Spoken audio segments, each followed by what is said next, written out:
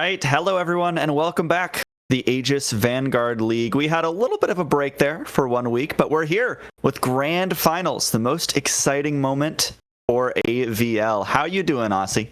I'm doing okay. You know, I think I've been sick recently, so working through that at the moment. But it's Grand Finals, so no time to be sick. I gotta lock the hell in. Just like these teams need to lock the hell in because, you know, they're playing for all the marbles today.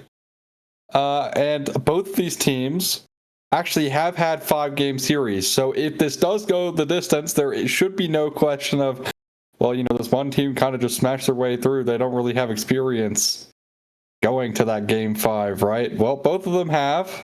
Also, we have seen some weird combinations coming out in the bot lane. So we'll see if that also plays a part coming in to today. But overall, I'm excited. I do think that this is going to be DDG taking the victory today.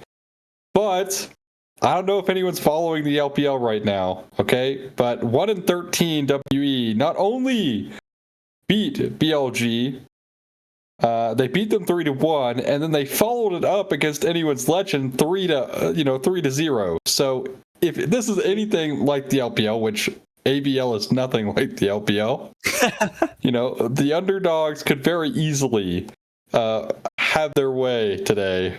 You know, if they can pull it out, I'd be happy. But I am predicting DDG to win, and we're going to 5. Like, of course, we're going to 5. Like, come on, we got to. At this point, it's just confirmed. It's inevitable. But to give a little context, I do think DDG are the favorites today. They're coming in as the 2nd seed into the playoffs, whereas the Chillers are number 5. So definitely a little bit of a gap there.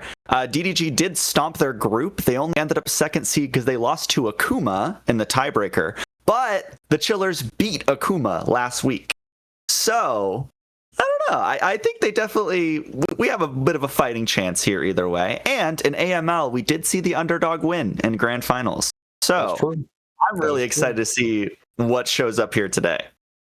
Yeah, also to mention, right, DDG ended up going to like 5 games against Conduit, which was the wild card coming through. So that definitely not the most ideal, I guess, but of course they could have just gotten the jitters out of the way in quarters and just ramped all the way up to finals because they did end up 3-0ing last week against Ment. So, I mean, overall, I do expect that we're going to 5 because we are just we just had that curse or blessing, I guess, depending. You know, it's really fun and interesting to go to 5 games in something like a finals because why not? Of course, like it's the most hype moment of the entire season. Everybody's playing for it. Obviously, if you make it to finals, it would be kind of asinine to just be like, yeah, I don't care anymore. That's when you give up. Yeah, so it should be a good matchup today. Yeah, I'm really excited to see it. And looking first at DDG here, DropDeadGaming, again, number 2 seed coming into playoffs. They got Troy in the top lane, Evil Lobster in the jungle, Never Saw in the mid lane, Barani Fan in the bot lane, and Mr. Kiwiism in support. All right, for the Chillers, we have Jin in the top lane, 12 years of jungle. In the jungle role, shocker, with that name. Nissan in the mid lane. Another dimension in the AD carry role. Or, I should say bot role. Let's not go that far, all right? And then Baguette in the support role. Now, no subs have been reported today, so should be full strength rosters across the board. And, man, I'm really hoping we do not get something like the Renata Lulu coming through. Again, that's gonna haunt my nightmares. That was just insane. I mean, the thing is like Renata Lulu has been a thing as an experimentation because it has an insane level 1. The lane phase is actually incredibly good for them, but the fact it ended up working later into the game is where it realistically should not have, and I don't know. That to me Like, if I were to lose to that, my mental would have just been completely gone. Like, we lost to Fernando Lulu bot lane. As we will finally get into the draft at game number 1 here. We're just waffling. Shocker. You know, I don't even have to mention it. I don't even have to mention it. Karma, of course, I think is a smart ban. Of course, the Orianna ban makes sense, especially against Neversaw. Definitely one of her best champions overall.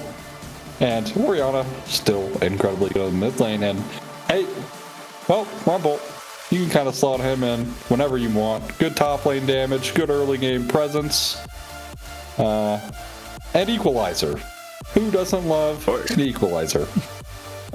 And I think we did see DDG have a great game with like the Rumble Hui Xin comp a couple weeks ago, and it looked pretty good. I know I was kind of a little down on it. I think it's a little harder to play than some compositions, but they did really well with it.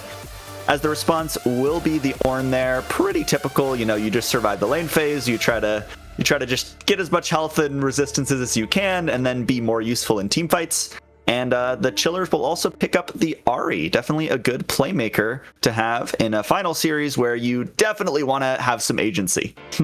Yeah, I think also the Ahri, like if you pair this with a strong jungler, something like the Vi, and depending on what is picked here by Neversaw into the Ahri, you could try and punish it out. Now, it will be that Mel, so you are going to have the rebuttal for the charm. But again, Mel is historically bad against champions that actually can get on top of her, because at the end of the day, all her only peel option is her E, right? And that's it. Majority of the game, it's going to be on too long of a cooldown for her to get only a single usage out of it. And of course, again, it's going to be the Trundle here. So not the Vi Ahri I was looking for, but the Pillar can be incredibly disgusting to play against the slow. Very annoying. Also, this Mel could be flexible here. Could go in the AD carry role as well. I guess I need to stop calling it AD carry, because in reality, like, no one is playing AD carries in the bot role. Like, no one is playing a bot anymore. It's literally just mages. But I think the Lulu ban here is a good shout. Because I do think the Chillers are in... this is going to sound crazy. Yes, they have Trundle, but I think they want a bit more consistent damage to try and get through this Garner. Because while I do think this Rumble could do it... Or not, sorry, not Rumble. The Trundle, excuse me, could get through this. Unfortunately, he's melee, playing into Mel Rumble. And while, yes, he's going to be able to subjugate the Garner... in reality, he's just going to be a second front line here. He's not going to have that much impact, I'd imagine, in fights. Just press subjugate, run around, be annoying, maybe pillar somebody that's immobile, like the Mel, and chomp them down. Now, if the Trundle gets off to a good start, gets a good lead here, maybe that's a possibility, but highly doubt that's going to happen. As junglers getting a lead in 2026 is pretty interesting. Ooh, this is kind of interesting. The Milio has been starting to rise up in popularity. You're seeing like Lucian Milio come out a lot more now, earlier on in Fearless. But usually that's paired, you know, that the Milio gets a lot of value. Now you do have decent value into things like the Impale, right? Like that's probably the best. Also, your Q is insane into his E, right? Because it's very hard to not get Q'd out of it by Milio. It's gonna be, well, I'd imagine it's gonna be Corki Nami or DDG. I would imagine. I could be surprised. That's been a pretty standard pairing for a little while now. But that will leave bot lane counterpick for the Chillers here, which I think is pretty interesting. I think it's been a long time since I've seen a bot lane pick left for R5, but it's definitely happens. I do think this draft has been pretty interesting so far, as it actually will be the Braum, so opting to not have a Nami alongside the Corki, but do have a little bit more peel for the immobile carries on DDG, obviously not including Corki. But like you said, you know, Trundle, very good into tanks and immobiles, and both those things are on DDG's team right now. so that is a little bit scary, but we'll see what the counter pick is here against the Corki. Maybe you just take the Lucian. You know, I think, yeah, Ashe is still up and has gone through this whole draft. Ashe Milio, definitely not a bad combo, but it will be the Jinx, actually, and game one is pretty interesting. Pretty odd bot lane drafts for game one. Of course, I think some of the best AD carries already out because of the bans here. From the Chillers, right? Caitlyn, Ezreal, both being gone. I think Caitlyn has kind of snuck her way into being one of the best AD carries on the patch. Just because I think people are starting to realize, like, you just get to late game, especially if the teams are not, like, clean, because, again, let's face it, teams like to troll. They don't like to end on time, right? And that allows Caitlyn, like, so much time to scale up. She gets to 100% crit, and she's just taking off literally anyone's head in the entire game. It literally doesn't matter if you're a tank. And if you're not a tank, well, you probably get 1 or 2 shot, which is not ideal for your HP bar, as it turns out. But DDG, I think, odd comp here. We'll see if it works out in their favor. I'm gonna favor the Chillers though in this one, just because I think their ability to actually do anything to this Jinx, especially if another dimension is playing well, is incredibly difficult. To me, I'm looking at this Mel and I'm like, this Mel has to be the answer to this Jinx. But can the Mel get in range for that safely against something like the Trundle Pillar, right? Like, is this Skarner ever going to find impact later because of this Milio pick? I mean, that's a really big question to me from DDG. Also, you know, I was watching NLC yesterday. I guess earlier this morning. I guess it was earlier this morning, and they were playing Rumble. And they got behind on the Rumble, and they had literally the max value ult and did no damage. So I'm hoping that's not the case here for Troy, because, man, that was depressing to watch. Like, literally was a hit equalizer on like 3 people. They were fully CC'd in it, and they walked out higher health bar, like higher HP than what they started the fight at. So, oh jeez, it was pretty brutal. I won't lie, pretty brutal. So let's hope that doesn't happen to Troy. I think the Chillers also has the outscale potential here. Utilizing the Ahri as kind of your mid-game bridge, I think, is a smart choice. But again, I think I would have liked to see maybe a bit different jungler here. I think picking Trundle this early is... because it does prevent things later on from getting picked. But now that it's off the table, you can pick those things freely. Like, we start to see Trundle being picked in the Scion. You know, like all of those things, right? Like all of those like tank top laners that are like really, really hard to deal with don't get picked because Trundles exist. Also, let's say we go to a game 5. Well, you got Sejuani, who's just always hanging out in the wings. If your jungler isn't playing too well, you put him on Sedge. How can you lose? Truly. Tank duty. Yep. I mean, especially since all the tank junglers are building support items lately. It is pretty much like, you're just a support, you know, deal with it now. But yeah, I mean, very interesting. I would not have guessed this is a game 1 draft, like, based on what we're seeing here. So I don't know, maybe it's like adaptation to drafts being a little weirder and picks coming in a little sooner, but I do want to highlight Troy. Now, you're talking about the Rumble. Troy did do very well last time we saw DDG. I think definitely was a force to be reckoned with in the top lane for at least a few of the games that we saw. So I'm expecting some good things on the Rumble here. I'm hoping that it will be a good game. Ornn, obviously a pretty good neutralizer, but Rumble usually does leave lane with a good gold advantage if you play the Rumble well. So we'll see how Troy can use it. But what are you thinking for our Dragon Soul for game number 1? It's easy. It's simple. It's nice and clean. I know you're going to say Mountain Soul because you see Ornn, you see Skarner, but I'm going Hex Tech. There's 2 Arcane champs. Might as well. Okay, and yeah, just guess Mountain, all right? We get it. We get it. Yep. We get it. Okay, well, I would have switched it up, but last time I did, yes, I got screwed over. Punished. You got punished. Yeah, you got punished so for being double a tanks. non-believer. Here's the Mountain. I'm all good. Oh man, yeah. I mean, honestly, not a bad guess. Although, I think either team kind of would really like Hextech Soul this game. I think for DDG in particular, having a Hextech Soul, I mean, it's insane on Rumble, insane on Mel, insane on Corky, right? Very heavy poke coming through from DDG's side. And the Chillers, well, I mean, they kind of wouldn't really care. They have like more than enough options that they don't need the Hextech Slow, realistically, to get things done. But regardless, I guess they're not gonna... A soul's a soul. Who's truly gonna complain like, oh man, I don't want this soul? Like, man, like avoid taking it like it's a bad thing. But I think for either team, the expectation is this Jinx could be an issue, and I think a lot of the heavy lifting this game has to come down to Never Saw on the Mouth from DDG. And I think there should be a lot of heavy lifting from our viewers to check out today's sponsor, Zen Market. Zen Market is your one-stop solution for buying products directly from Japan. They'll help you buy items from over 10,000 shops. Yes, you heard that right, 10,000. As well as place bids on auctions on your behalf. They'll even consolidate all your items safely into one box and can ship internationally.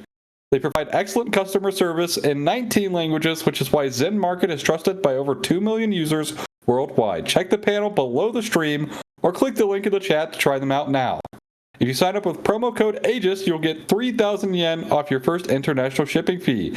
Thanks again to Zen Market for being our sponsor. Also, I wonder if internationally means Antarctica, because, you know, surely we have viewers in Antarctica that would love stuff from Japan. You never know. You never know, you know? Let's hit a break. We'll be right back. Don't go anywhere. Game number 1 in the wings, and perhaps a long series. We'll be right back.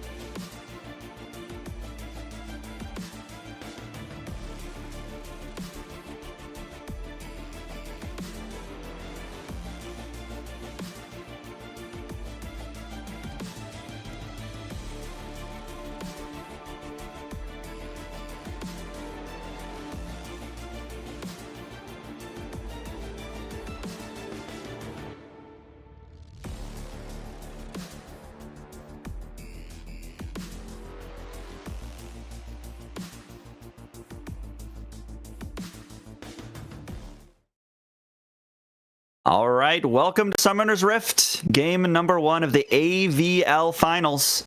We were talking about these drafts being a little bit weird, but what are you expecting for this game, Aussie? All right, well, here's the expectation. Early game's going to be nice, quiet. There will never be anything going on ever. Surely. For sure that's going to happen. Although, nice little defense here around preventing any kind of wards. Now, the unfortunate bit of the jungle spawn timers, because kind of the whole game got pushed up earlier in the timer, is, well, you kind of can't move around. So if they see you topside that late, they know you're starting topside. That's the one downside, and they did get that information. Now, granted, they also still saw Skarner topside, so both junglers pathing the same way this game. Will be heading down towards the bot lane, which I think if you are going to look anywhere, that's going to be the most important place. The Chillers, of course, needing their Jinx to carry them in the late game, because outside of the Ahri, they don't really have a lot of damage. Trundle for sure gonna fall off later. As Mel gets more CDR and things like that, it's going to become harder and harder for the Trundle to actually find those ends in fights. Nice little rebuttal there from Neversaw to get that trade in mid lane. But at the same time, on the other side for DDG, right, you need your Mel to really do a lot of the heavy lifting here until Corki is able to kind of flatline scale his way throughout the game, basically. Of course, his 2-item spike's still incredibly powerful, whereas, you look at Jinx, that's not as good, right? Like, that is not as good as something like a Triforce Mirror Mana spike. So Brandy Fan could very easily take over the mid game here. DDG, I think, in general, could take over the mid game here and never gonna relinquish that control if they get off to a good start. But for now, just some trading, and Troy, well, being the annoying Rumble that we're used to in the top lane. Yeah, I mean, this is about what you'd expect with this matchup. Like I mentioned in Champ Select, the Rumble is expecting to get a gold lead here, either through CS or tower plates or ideally kills.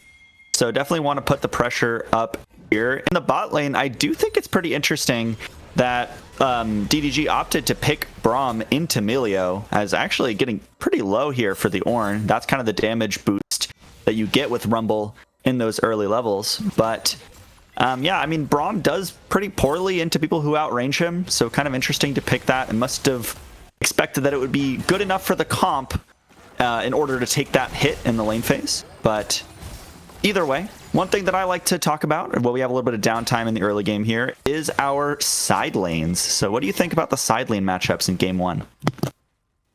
Well, again, you look at like something like Mel, right? And talked about it in draft a little bit, where she's like, if she gets gone on, it's actually incredibly hard for her to deal with it.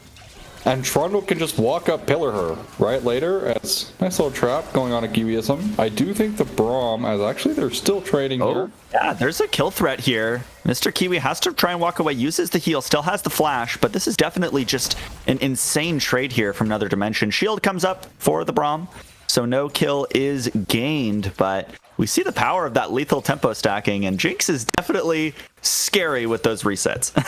Also, it's Ghost. Like, it's not Barrier. Like, this is another dimension utilizing Ghost this game.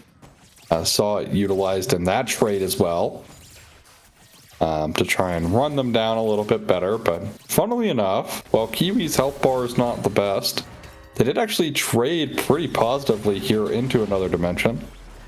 So all in all, not the worst thing in the world. Both heals were utilized in that trade by both supports here, as recalls for both bot lanes already coming to fruition. As probably a coal buy. Yep, there it is. Shocker. Seems to be kind of the way right now. You trade super aggressively in bot lane and then just early buy a coal. Or in this case, if you're playing a tier champ, you early buy the tier for the Corki.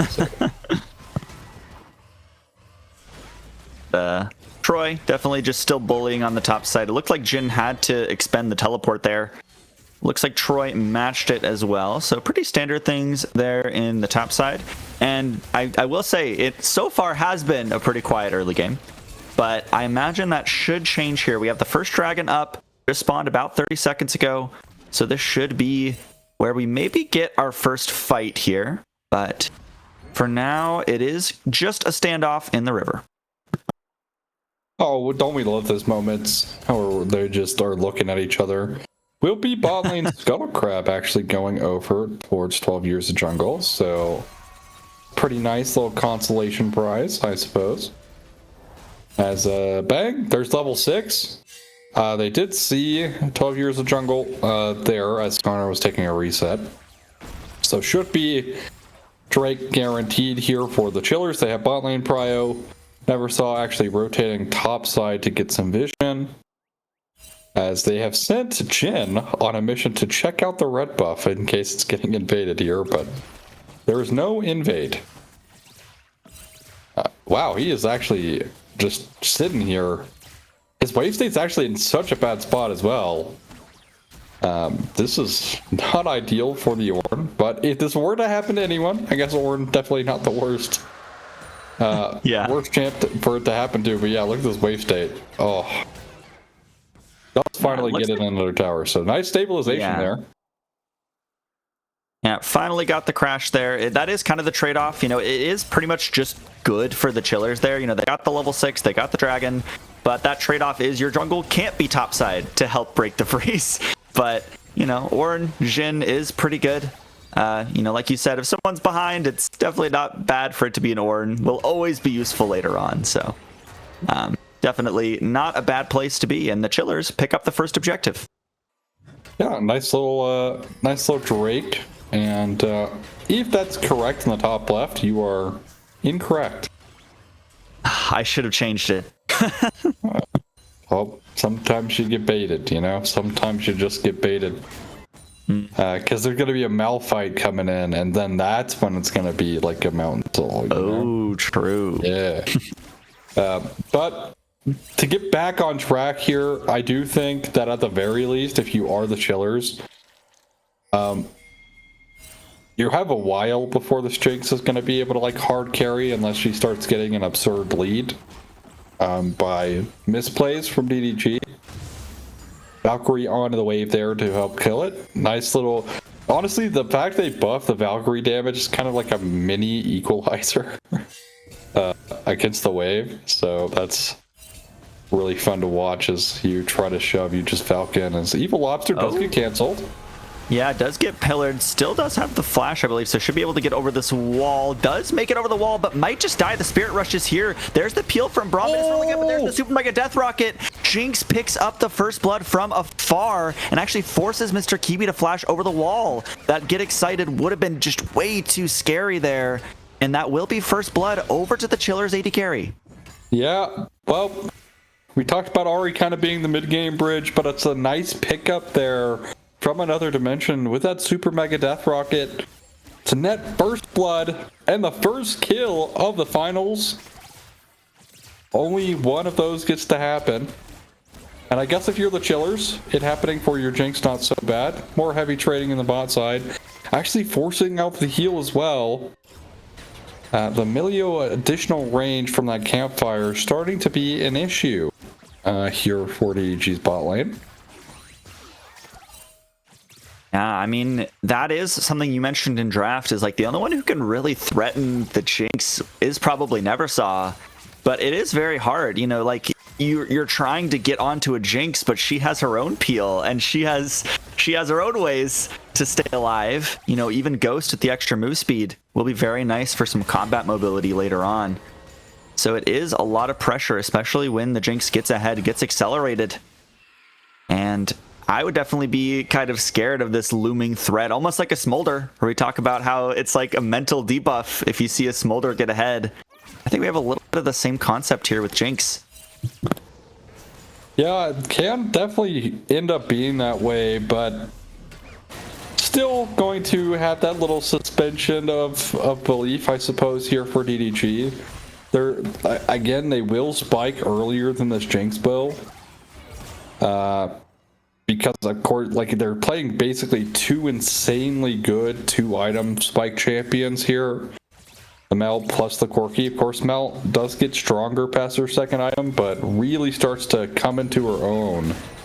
Because that's when she gets basically enough CDR to get 2 rotations of her kit out rather than 1. Because usually, unfortunately for Mel, she's not actually able to one-shot someone through 1 rotation unless she has a lot of AP, which, as it turns out, on 1 item, you typically don't. So, you kind of have to play this, like, older style of Mel, where you're kind of, like, needing to stack up your overwhelmed stacks, kind of poke them out.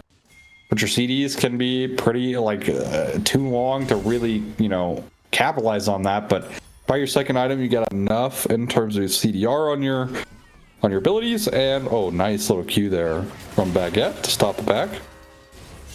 As that does put them in a pretty unfortunate position. I'm actually shocked that Brandy is actually JL tier, so that's really unlucky for the bot lane of DDG. And we'll just get my last point, because that was more important. Looks like they might have been trying to set up for a dive there on the bot side, but both junglers there, so enough deterrence there from Evil Lobster's presence to make sure that dive didn't go down. But it is the second dragon here over the Chillers once again. They had prio, they had control, and it did garner them another advantage here. So now they have 1 kill and 2 dragons under their belt. Yeah, this is really good. DDG losing these early game drakes, not ideal, because again, trying to be the... Oh, I'm right. Oh, this is so good for the build. So good for the build. Anyways, I mean, overall, DDG would have liked to at least net one of these, because they want to try and give themselves time to not force themselves into a bad fight into the Jinx, because while yes, Jinx doesn't, have the best time on like 2 items, if you do force yourself into a bad fight, or a timer that's not so great because you're like, man, we don't want to give over soul point, or we just don't want to give over soul, well, you basically could just lose the game right then and there because you're forced into this fight, or you feel like you're forced into this fight, and then Jinx just goes absolutely ballistic and then ends up getting like an entire... Because you're pressured to go for an objective, you unfortunately don't really have a way in, but we'll see if that comes to fruition. That's a lot of hypothetical going on. But for now, it is going to be the Chillers with 2 Drakes to their name, and very fed Jinx, and I say that as it's literally even CS, and 1 kill. So 500 gold lead for the Jinx. Crazy. In fact, the highest individual gold lead in the game, save for the Ahri matchup, who's actually down 30 CS, which is not ideal. Yeah, that's surprising. I just noticed that, but I mean, the Mel is a counter pick for a reason. It does do pretty well at most stages of the game into the Ahri, depending on how well you can time the rebuttal. And so far, we've seen Neversaw use it really well, just in lane for trades and have some good discipline. But here's 12 Years of Jungle trying to go for a lane gank here. Well, but by the ward. Yeah, I think was spotted there by the ward. So that play should be dead. But bring it back to a point you were talking about just a minute ago. I do think losing that dragon is very bad. Like you said, it is going to force them to have a little bit of pressure later on if they're not able to claim one soon. And that, I think, ties back to picking Braum. You saw the Milio, you picked the Braum. You're basically guaranteeing that you don't have lane prio in the bot side. So I think that might come back to haunt DDG here in the mid game. Even more so, I think it's because of this Corki pick. Corki Braum also not like a true pairing. I think they would have a better chance of this like Corki Nami, right? Because you have so much damage, added damage from Nami. Yeah. Onto the Corki, so Corki can actually, be allowed to Valk in. But when you're playing something like Braum, unless you tag someone with your Q, you're not really ever going to find a way to like start stacking your concussive blows. Brandy Fan is going to be pushed off the wave. Well, off the tower, I should say. Already cleared the wave, but also with the coal finished, even more gold in the pocket of the Jinx. As we're 1:45 here, Boss Kitty. From the soul point for the Chiller spotting in. This would be an incredibly fast soul for, in my opinion, a comp that outscales, right? Like, this would be an insane advantage. Because, again, on the flip side, let's say the Chillers are not comfortable taking a fight, right? Well, they have so much free time allotted. By the fact that they've even taken these Drakes, so if they can get this one, well, that's another 5 minutes of their timer that they don't even really need to care.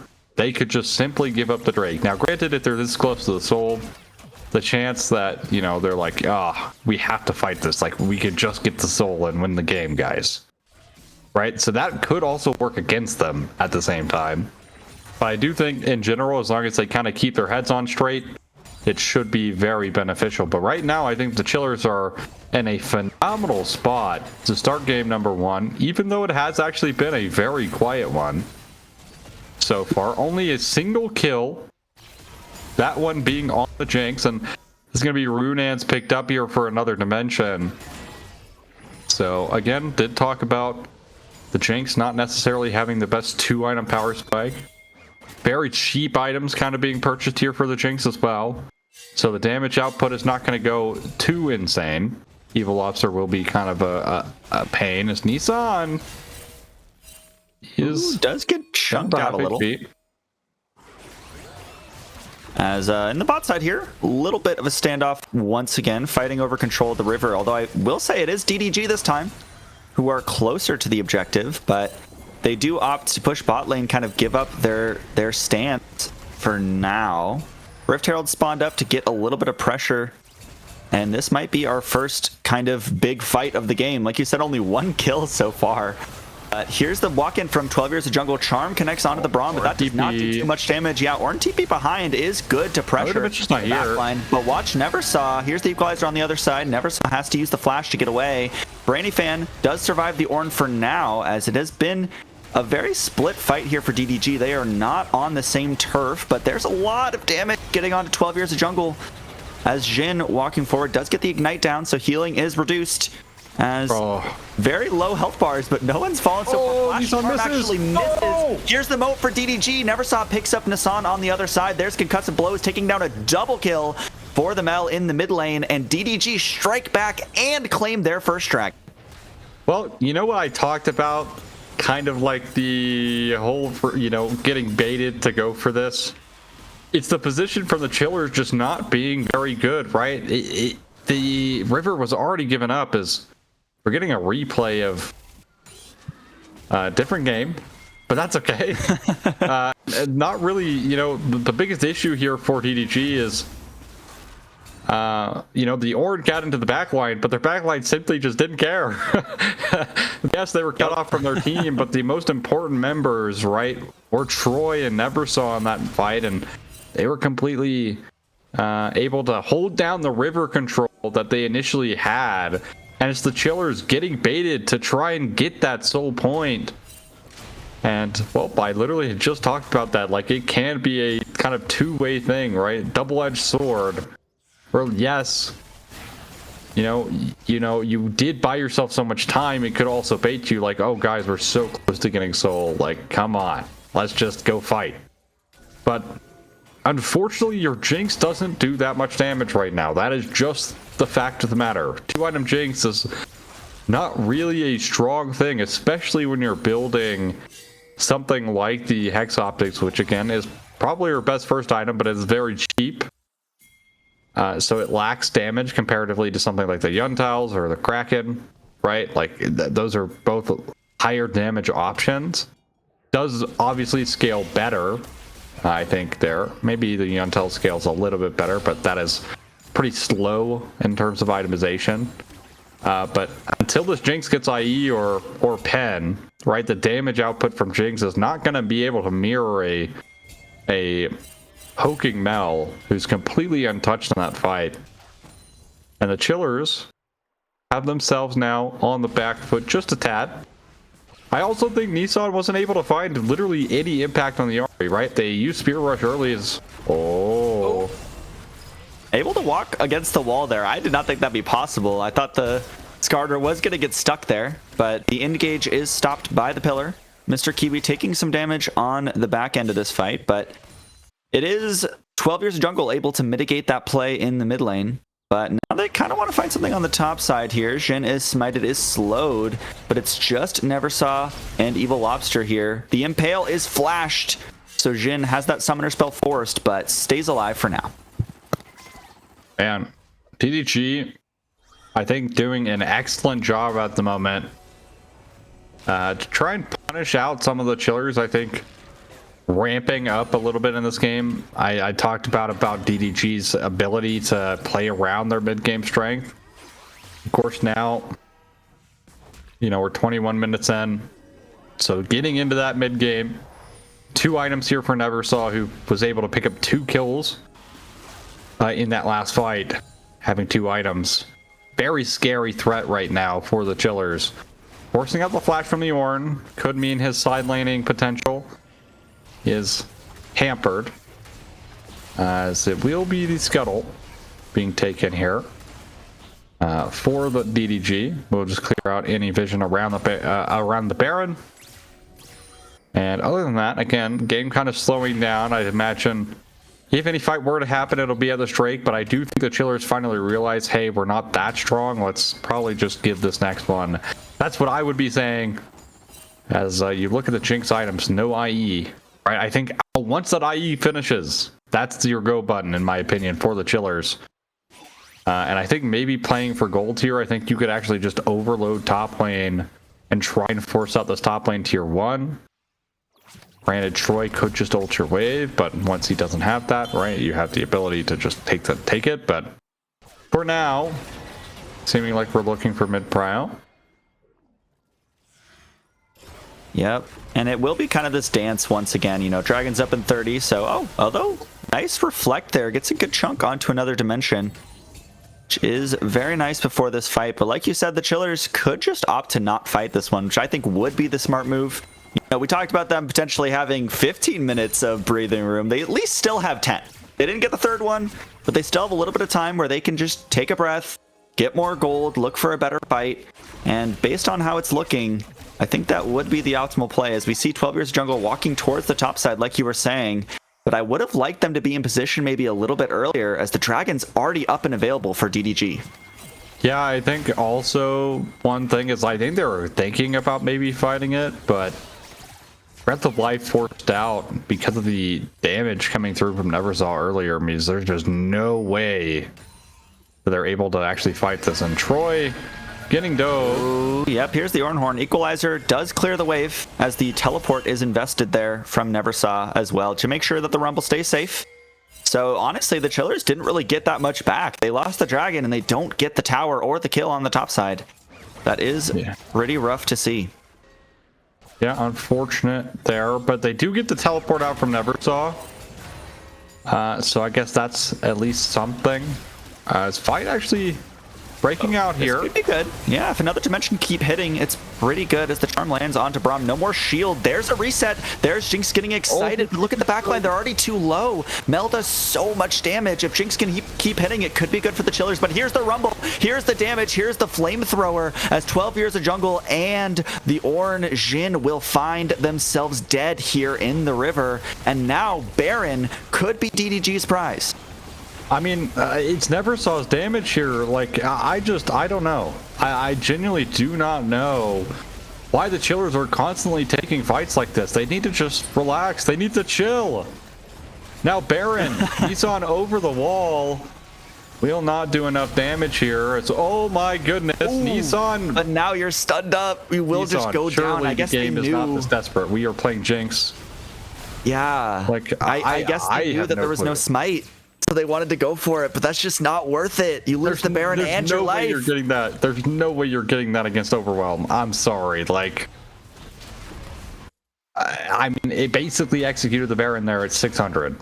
So I genuinely, maybe they do feel like the game is this desperate that they can't lose Baron, but like your Jinx just now has IE. Like, surely they can start taking fights now. I do still think the Skarner right now is a little bit of a difficulty for them to kind of chew through without Pen. But if anything, right, like, this is when the Jinx is going to start swinging in this game.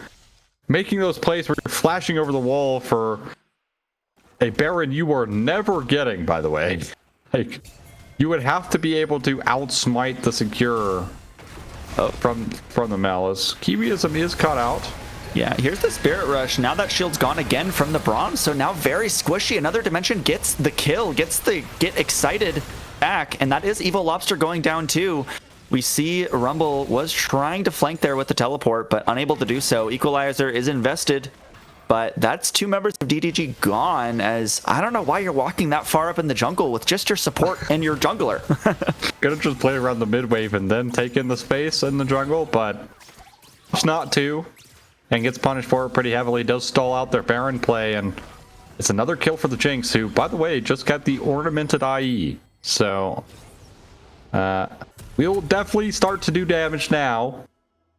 It's a bit of a worry, but as I talked about in draft, DDG's most important member here is the Mel. And Neversaw off to a great start. 4 out of 5 kills in this game for her team.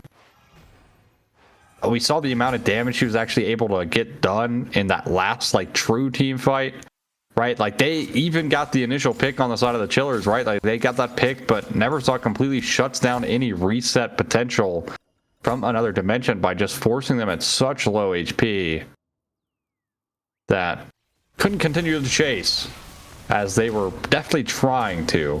I think that's another issue with going Ghost this game on Jinx. You don't have that added protection of something like the barrier, right? Like, while yes, Ghost does give you that added move speed, I think barrier would have maybe been a better choice. And as I was going to keep talking about, I think Nissan on the Ahri has really been underperforming, has not really had the impact, you know, to be the mid-game bridge here for the Chillers that you would have really wanted out of your Ahri. Oh, nice little chunk damage. Yeah, a little bit of damage there, but definitely tanky enough to stand it. Tries to get over the wall, but can't really do much. Now you're just about half health. Spirit Rush comes out, but the charm goes wide. Here's the Ornhorn, though. This could be the engage as they find Troy on the Rumble, but the shield is good to stop the Super Mega Death Rocket. So not a lot of damage is traded back so far. And looks like we're going back to standstill. Yeah, that's going to be Ornhorn. Yeah, that's a lot burned, actually, from the Chillers. And the only thing burned was the equalizer here for DDG. So, in theory... Oh, no. Oh, Jinx actually forced a Ghost there. The reflected zap. That's the danger of trying to cast these skill shots against the Mal, as Troy... Oh. Yeah, Troy's out behind them. Yeah, but this is a very dangerous spot to be for the Rumble. Impale does connect, though, but now it's just the tanks on the side of the Chillers who are in danger. It's a battle of the backlines now. Another Dimension can't really hit anyone so far, but does a lot of damage when they do. But actually, it's DDG once again able to pull off and kind of keep their ground in the fight as no one goes down, but the Dragon is started up.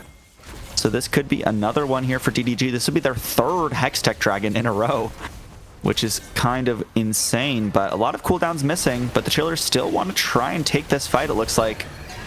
You know, here's the Ornhorn once again, though. Comes back up, but actually blocked by the Braum shield. That is huge. That engage tool is now gone. As another Dimension has to flash over the wall. Troy does too much damage. There's the flash out from the Milio as well, but Neversaw on the other side picks up 2 as Jinx goes down to the Skarner on the right side of the fight there, and it is all DDG in that team fight.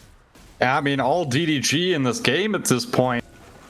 The issue here for the Chillers is every time they've taken a fight that's been split, they've just lost it. Because again, it's Nissan on this Ahri who is just not able to really get anything done whatsoever. And it's the Braum shield canceling out the Call of the Forge God. Oh, you're the jungle, my friend. You were very dead here in the top side. As Neversaw goes godlike, and again, yes, your Jinx is kind of the carry here, but Nissan still has to do something in these fights and has not been able to find a single positive thing in the last 2 fights, which have essentially decided who's going to have track to win the game. And another Dimension there, right, also split off, right? You're playing Jinx, you kind of want a death ball around the Jinx. You don't want to have split fights. Split fights are your enemy here against something like DDG because they're so good individually, whereas your team kind of falls apart if your Jinx isn't doing damage. But getting into range here for the Jinx, even with the Milio, has been proved to be very difficult as Baron number 2 started and guaranteed to go over to DDG as they actually will just pull off of it. Yeah, they want to try and look for a play instead, but we saw how it worked last time when they walked in the jungle, so opting to play a little more carefully here, play off the wave first. But I mean, like you said, it's just hard. Like, when another Dimension can hit, it does so much damage. Like, the rocket's hurt, but it's just hard to get in the right position. As we're back to stalemate in the mid wave. We're kind of just getting to the NA RAM side of things before these objectives, but no, that's just how it goes sometimes. All right, well, we have 4 items here on the Jinx. this is their chance to win. If they can't win here, they're just losing the game.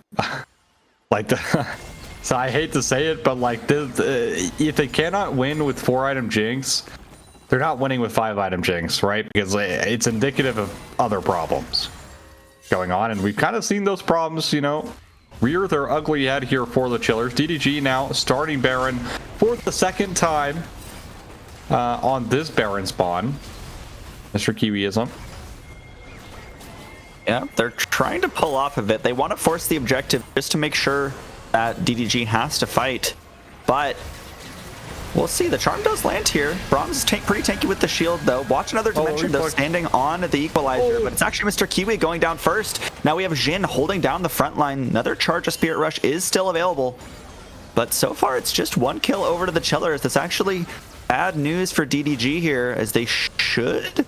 Actually, they don't lose the mid tower, but they do lose their support. So kind of interesting how close this game has been. But there's the rocket belt forward. Ooh, but Jinx actually managed to stay alive. That breath of life is crucial. Enough healing, but definitely a lot of pressure being put on the back of the Chillers so far. I mean, to be honest, we gotta stop like firing abilities at Mel. That's twice now the breath of life has been completely forced out because of a zap.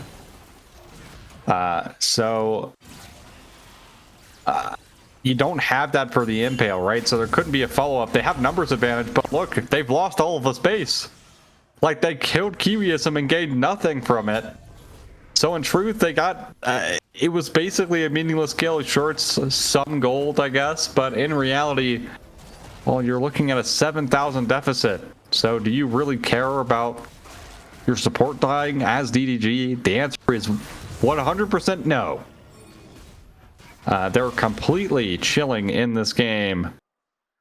As yeah, let's not look at the gold for mid lane. That's literally 4k gold. But regardless, DDG, right? Like, I talked about the Mel being such a pivotal member here, is now another dimension. Oh my goodness, please stop. Once again. As there's the charm, though.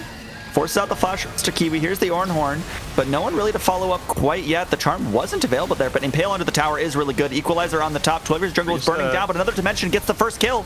Gets that reset, is burning down to the torch of the Rumble, but now it's Troy who's going down. That's 2 kills over to the Jinx. The health bars are low on the Chillers, but they have been winning this fight far, as the Dragon spawns in just now, but it's whether or not the Chillers have the resources to fight it. That is the real question. I mean, they might be able to. That TP on Neversaw could use it, but I think this is just gone before they get back. So, all right, soul point to soul point. Anyone's game, kind of. That was a nice team fight there from the Chillers. They're still down an absurd amount of gold. They have not even broken a single tier 1 this game. Just keep that in mind. It's all on the back of this Jinx. Both AD carries are almost at 400 CS. It's crazy. In this game. Both AD carries on 4 items. Of course, the Jinx a little bit higher in terms of the gold, which makes sense because she has 6 kills and Branny Fan does not. But this is a Maw of Malmortius purchase for the Jinx. So I suppose that's some much needed resistances against the Mal when you zap gun yourself. But for now, Jinx gets rooted up. Not enough damage actually to kill another dimension, though. I thought that could just been the end of the game there if they get that pick. But here's Evil Lobster trying to go once again. But watch Troy on the sideline. These flanks have been very good. Troy. Troy is dead. No more Zanya's Hourglass to stay alive. Ornhorn. The bottle was used. Goes wide. Yeah, they don't have really another engage tool, but they got the top laner of DDG, so they could try to push forward. Will they get their first tower of the series? Yes, they will. They finally knocked down the tier 1 and set themselves up for a Baron pull, but Baron is so sketchy against Neversaw here. The added range from Mel, the Corki poke as well, makes this incredibly difficult, but they're going to commit. As Evil Lobster over the wall. Yep, and here should be the fight now for force, but Another Dimension does do a lot of damage now. But we'll see if the Mel and Corki can do it. They're not Baron anymore. It's wasting time. Yeah. Yeah, now they're just wasting time. That is pretty well played from DDG. They're committing just enough to get them to scare off the objective, but not enough to actually find a numbers disadvantage fight. And yeah, DDG has been very good with their spacing this game. I'm very impressed.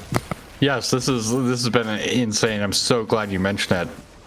Because, we were kind of worried about, like, oh, how do they get onto Jinx? But in return, how does the Chiller ever, break this backline of DDG? Both Branny and Neversaw have not died a single time in this game.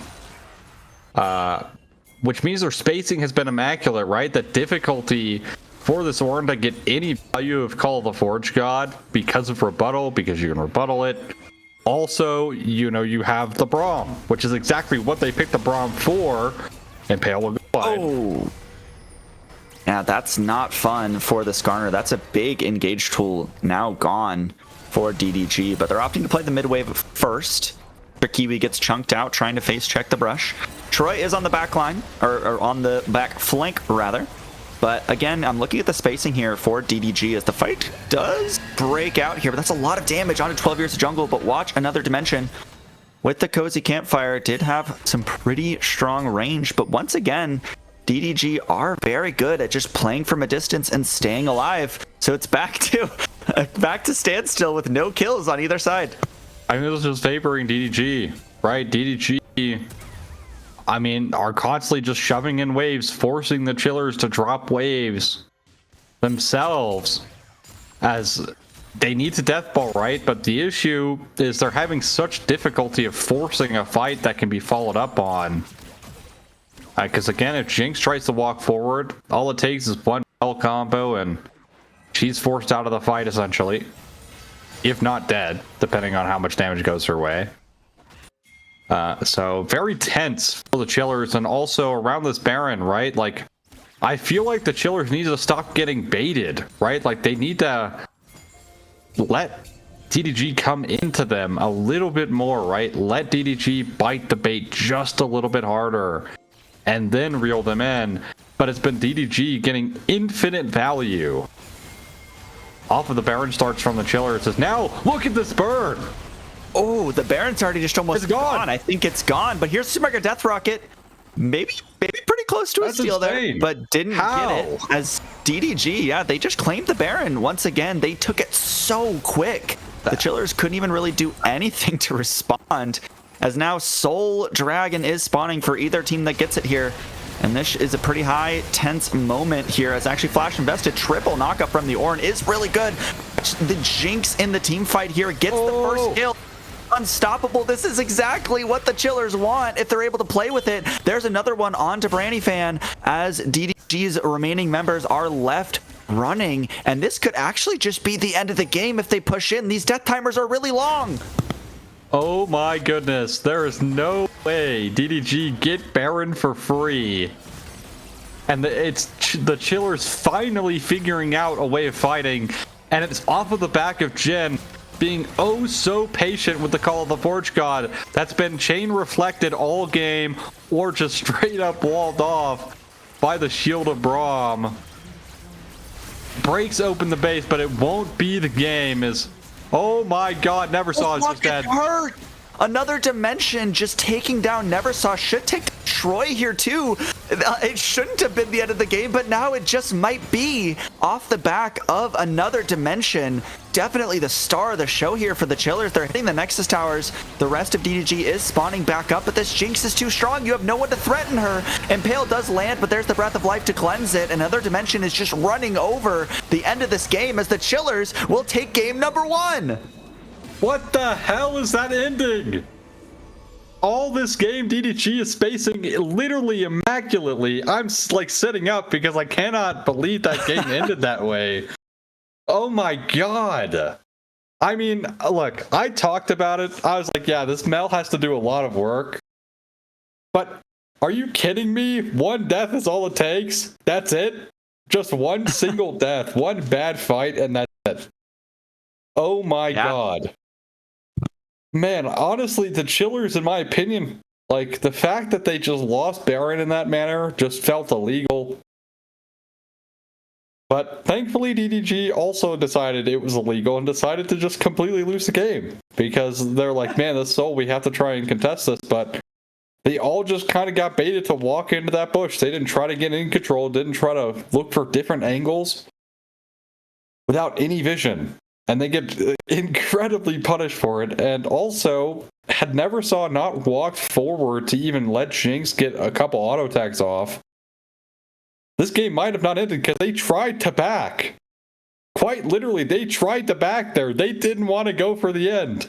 But it's never saw walking forward to try and get some poke damage onto the Jinx that ends up selling the game.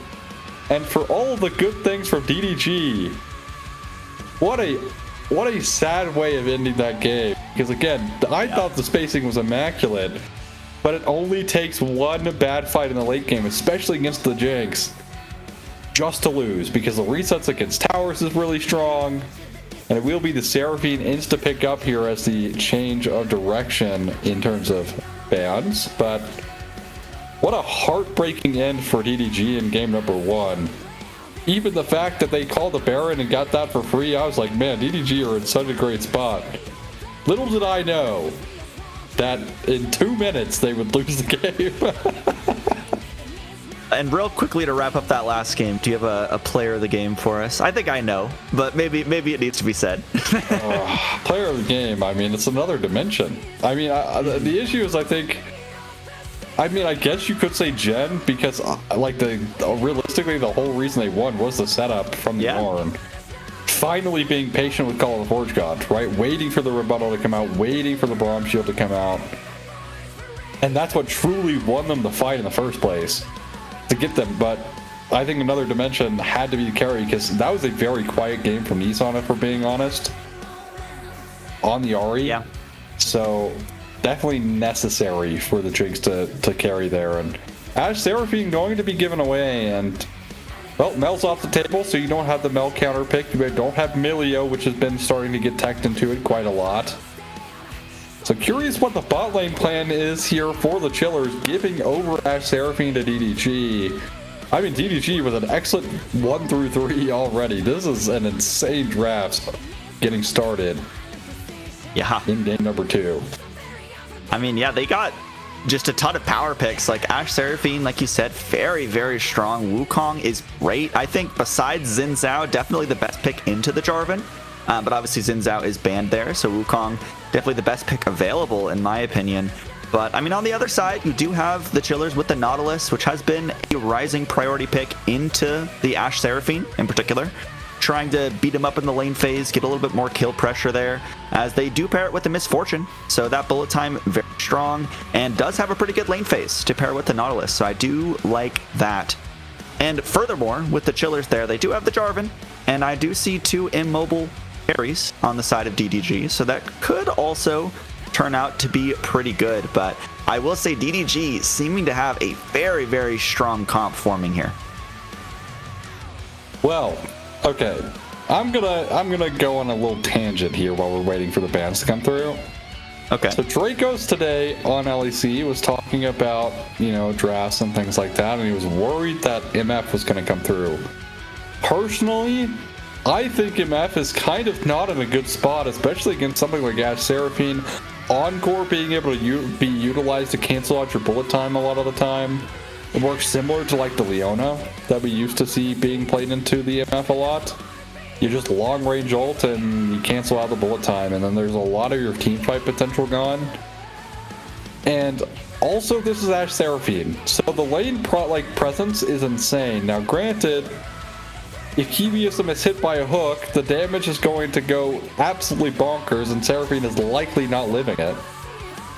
But at the same time, if they're playing well, I don't know if there's even a chance that they're going to find a hook because they're going to be shoved in. I don't know if that's really a realistic possibility here.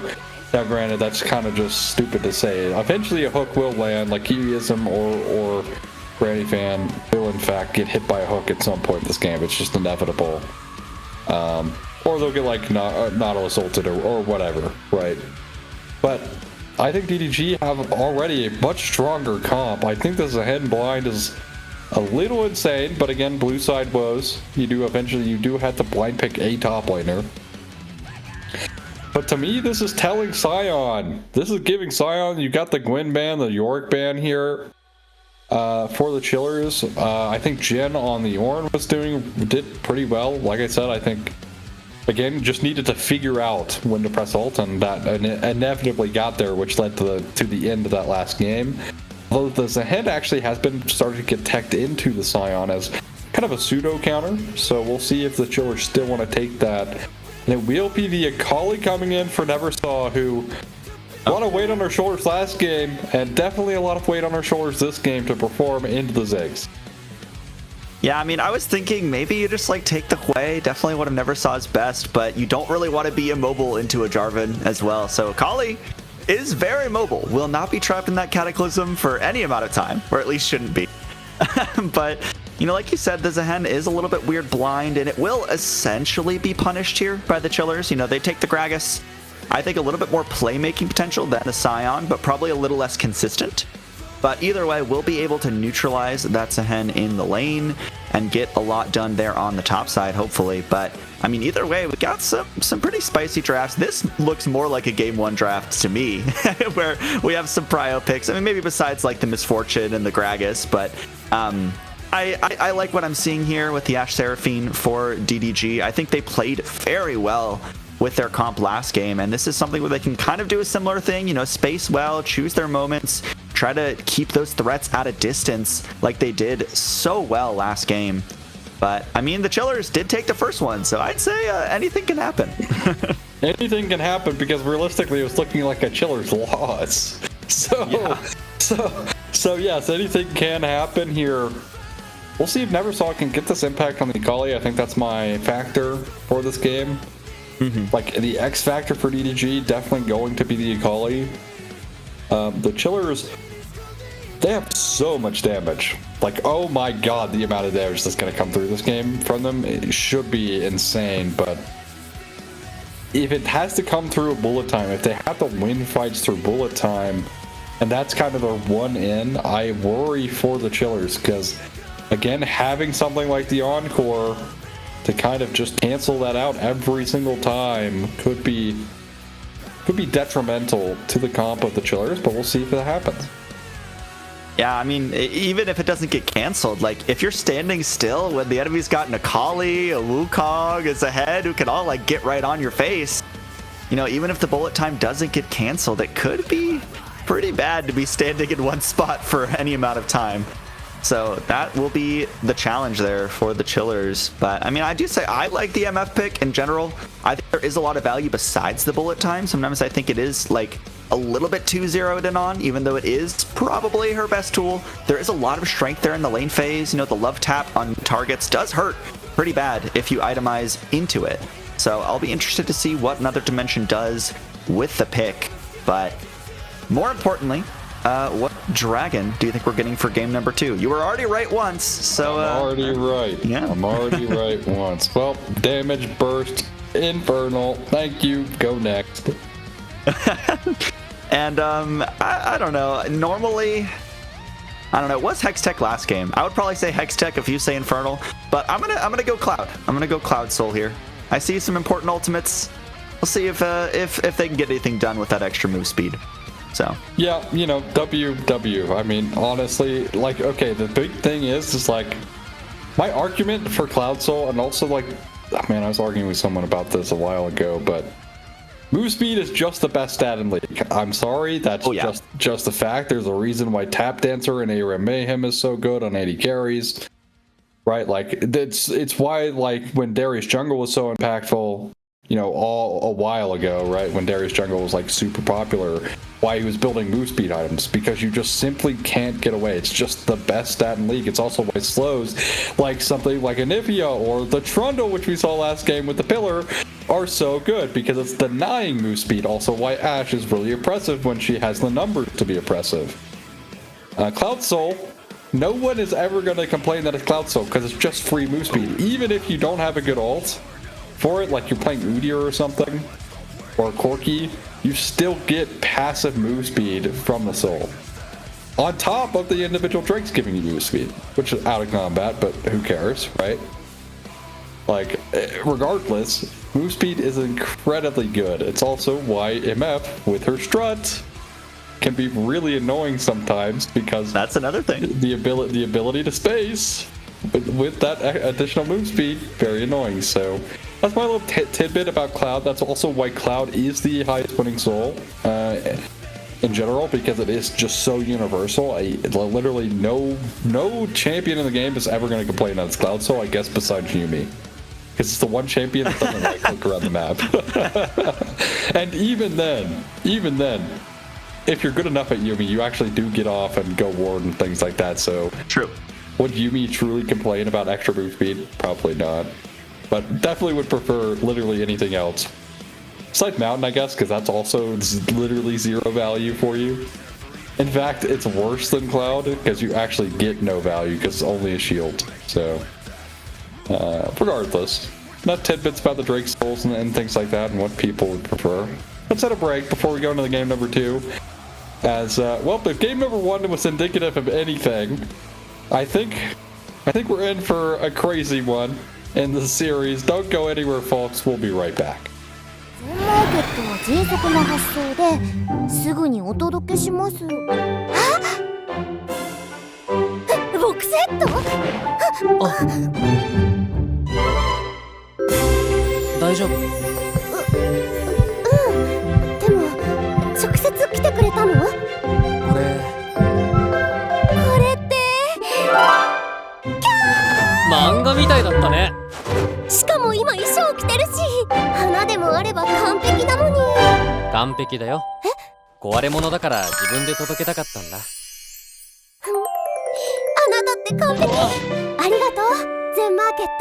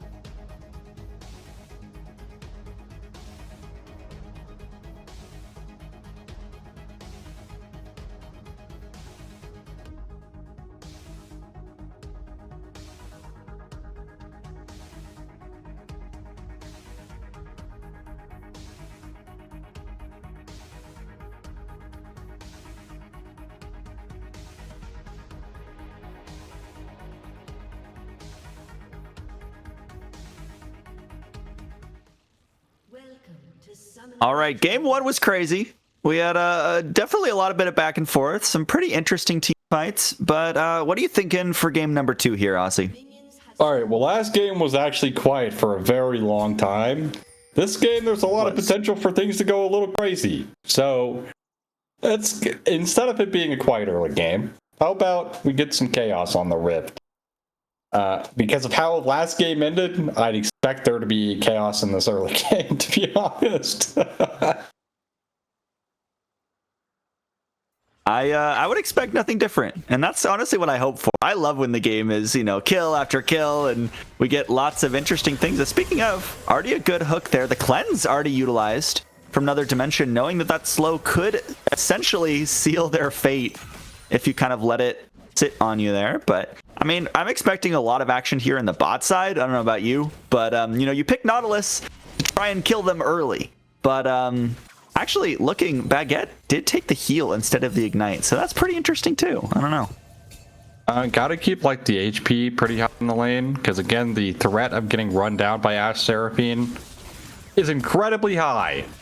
If nothing else in their lane phase, running people down is probably the best thing they do. Already seeing the early game priority going the way towards Branny Fan and Kiwiism on the Ash Seraphine, which is expected. Because yes, even though Love Tap exists, does a lot of damage, it does not do enough damage to beat out the double range combo. As Chen actually winning out on a lot of these early game trades into the Zed. But again, this will be Grog and Neutralizer. Nice trade from Neversaw in the mid lane. And we talked about Chaos and Wukong showing his face early. Yeah, it looked like we had some jungle shenanigans there, but actually hooking the bot side here, that's a lot of damage onto the Seraphine, but not really able to follow it up with anything. But I think from what I saw, 12 Years of Jungle did an invade there and was behind DDG's bot lane. But now it's Evil Lobster trying to get something back, trying to steal these camps. I actually didn't see who smited that one, but it is the Gromp coming up here as DDG are backing up their jungler. So interesting jungle shenanigans, which actually was not where I was expecting the action to be, but I'll take it. Yeah. All right. Now, let's see. Let's see here. All right. DDG, heartbreaking loss last game. I think, again, they definitely could have won that game. It's just one unfortunate team fight. If that unfortunate team fight had happened at 25 minutes, maybe we're looking at a completely different game. But because it happened so late in the game, Jinx is so scaled up, they just straight up lost. So Zig's starting to do quite a bit of poke now into the Akali, but of course with the Doran shield, Akali's naturally high base regen, which is actually something super underrated about the champ, and a lot of people don't necessarily realize is Akali has an insane amount of base health regen. In fact, one of the highest for any mid laner in the game. So definitely able to sustain herself through an insane amount of poke in the mid lane, and why she's actually so good consistently, even into some of the longer range champions or some bullies like Orianna, right? In fact, that's actually the prime matchup is you pick the Akali into the Orianna. But regardless, Troy on the Rumble didn't really get to do a whole lot, unfortunately. Now on the Zehen, we did actually see a phenomenal Zehen performance from him previously.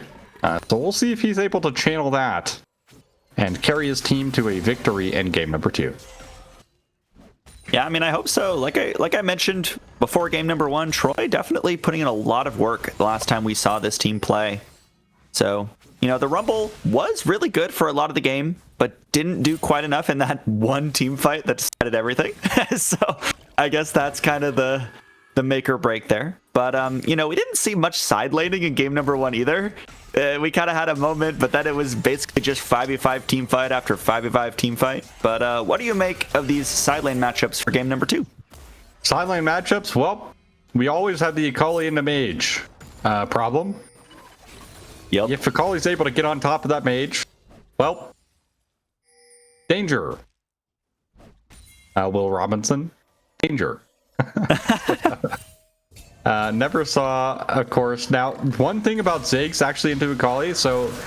Oh, wait, Never saw. Here's perfect execution. Never saw's pretty low, though. Does use the Shroud very well, and it is the support who has to flash here. Baguette having to force out that summoner spell, but it is the Chillers with the dragon. And I'm getting a little bit of deja vu from the last game. I'm already wrong. No. Anyways.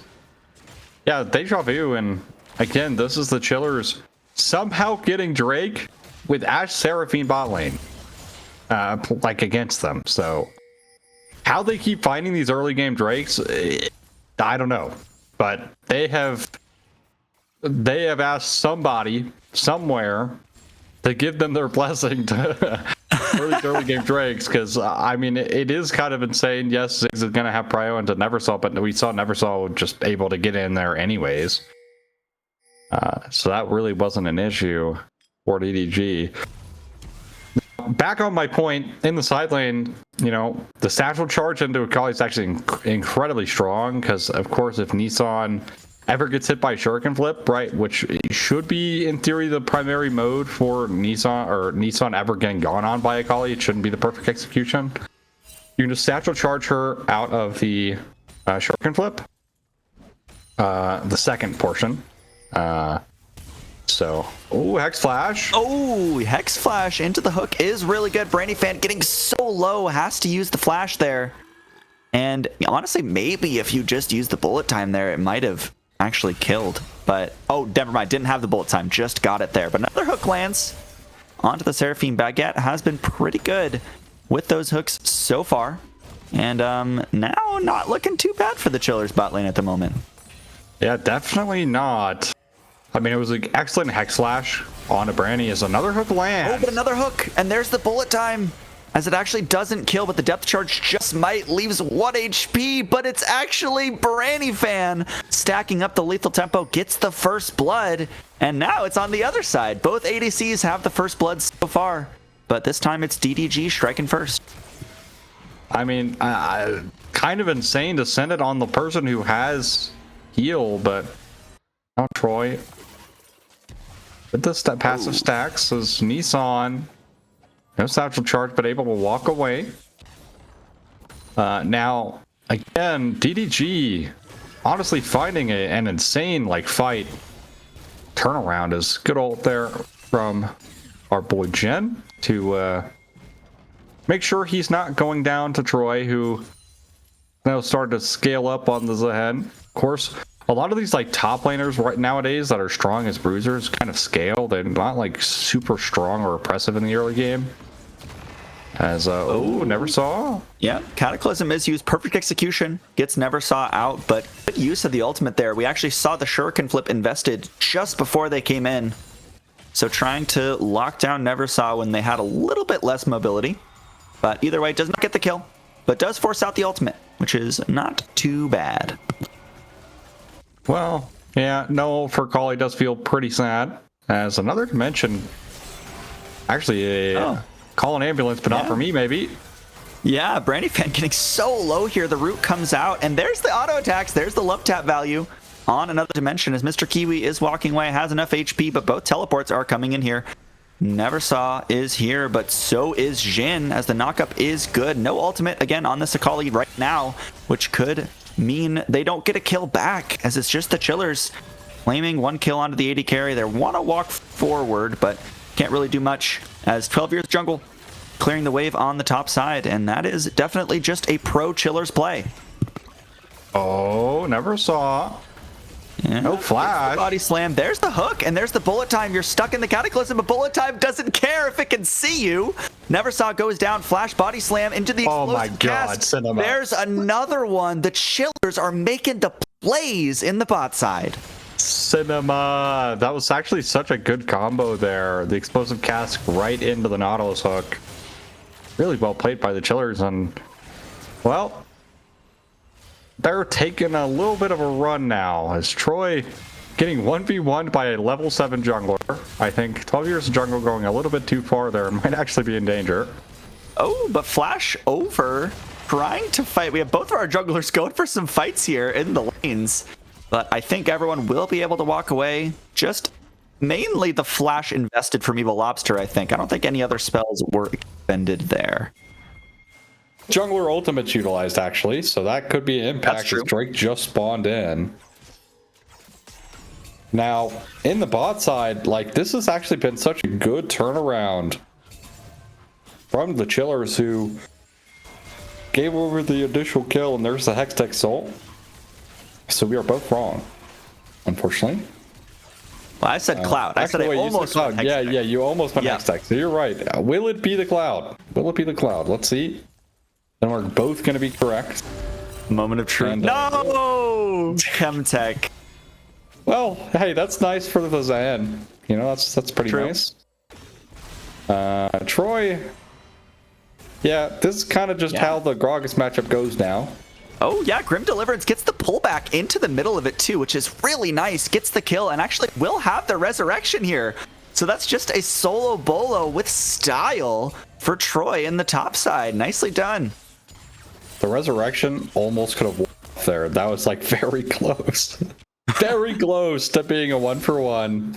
Almost well played by Jen, but yeah, this neutralizing matchup is not neutralizing as well as I'd imagine the Chillers would have hoped. And look, yes, the Chillers bot lane has a pretty good lead, but if anything, Troy's Zahen cannot be counted out. And you know, getting this like lead initially into the Gragas, expected, but at the same time, look at the CS difference here, right? We're looking at 30 as Hook comes through.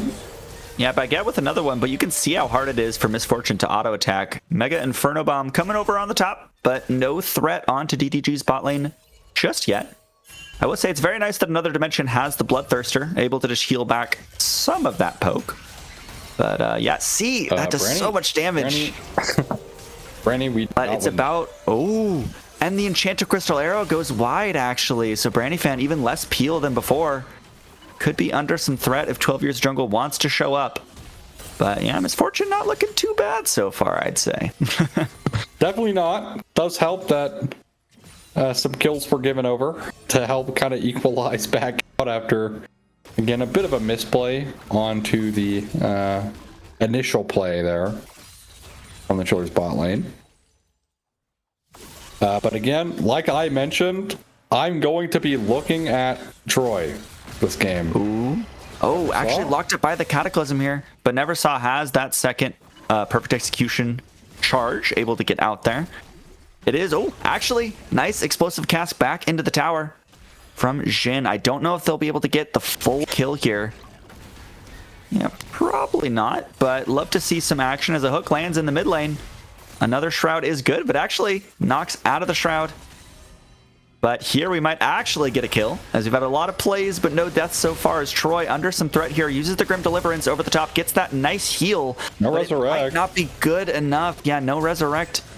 As flashing forward, and Jhin will pick up that one. So nice kill back, although this time with a little bit of help. Hey, very nice, and that was actually incredibly well played. A lot of respect paid towards the max stacked determination of,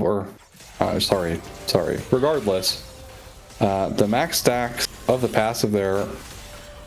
As Branny fan, well, does avoid the hook. Ooh, yeah, another hook and the depth charge. Bullet time is pretty good, but does get canceled almost immediately. Mr. Kiwi manages to stay alive, but no auto attack to actually finish it off. There's the lethal tempo stacking, so if they're able to space it right, this could just go DDG's way. Branny fan moving so quickly, but it looks like no one will go down. So many close fights in the bot side. Well, very close, and could have pressed forward, but the MF just does so much burst damage initially.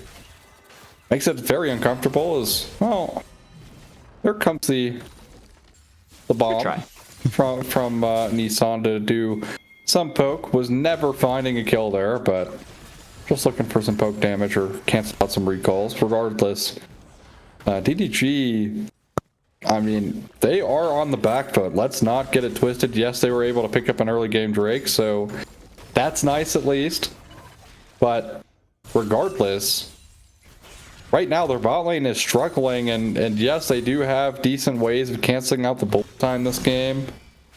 But as it stands, Branny is just getting destroyed and might get dove. Oh, yep. Case in point. So much burst damage on the tower here. No Seraphine there to help. Another Dimension takes down one. Is rooted, though. And here comes Neversaw. Does so much damage. Immediately deleted by the Akali.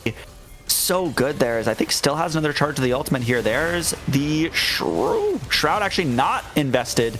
Must have been down there. Will go down to Baguette, claiming the kill there, but this tower is nearly dead. There should be a very, very dead support as flash forward from Nissan will take that one, and there's first turret going down as well. The Chillers counterplayed that so well. Yeah, I mean, it's just the bloodlust from the Akali is Troy forced to Grim Deliverance as well. Yeah, I mean, I don't know. DDG, I mean, they are definitely looking a little lost in this game. The bot lane not going out, and something I'm really shocked by is Evil Lobster on the Wukong. He has done nothing, 0 KP here, and has had ult for a while now, right? Like, we're looking at 4 levels up the ult being available here, and has not found anything in the way towards any impact. The only play we saw him go for was the play onto Nissan earlier, right? Where Nissan literally just satchel charged away. Didn't even have to flash away or anything, just satchel charged, even though Evil Lobster invested his own flash. And you're looking at that, and again, like with how much presence that's been in this bot side, I'm so shocked that they haven't tried to force this issue onto the MF, who doesn't have sums. But for the Chillers, I guess they're happy with that because they continue winning. Now 2 items here for the MF, and you look at Ash's inventory, it's just daggers the whole way. So definitely lacking in the damage department.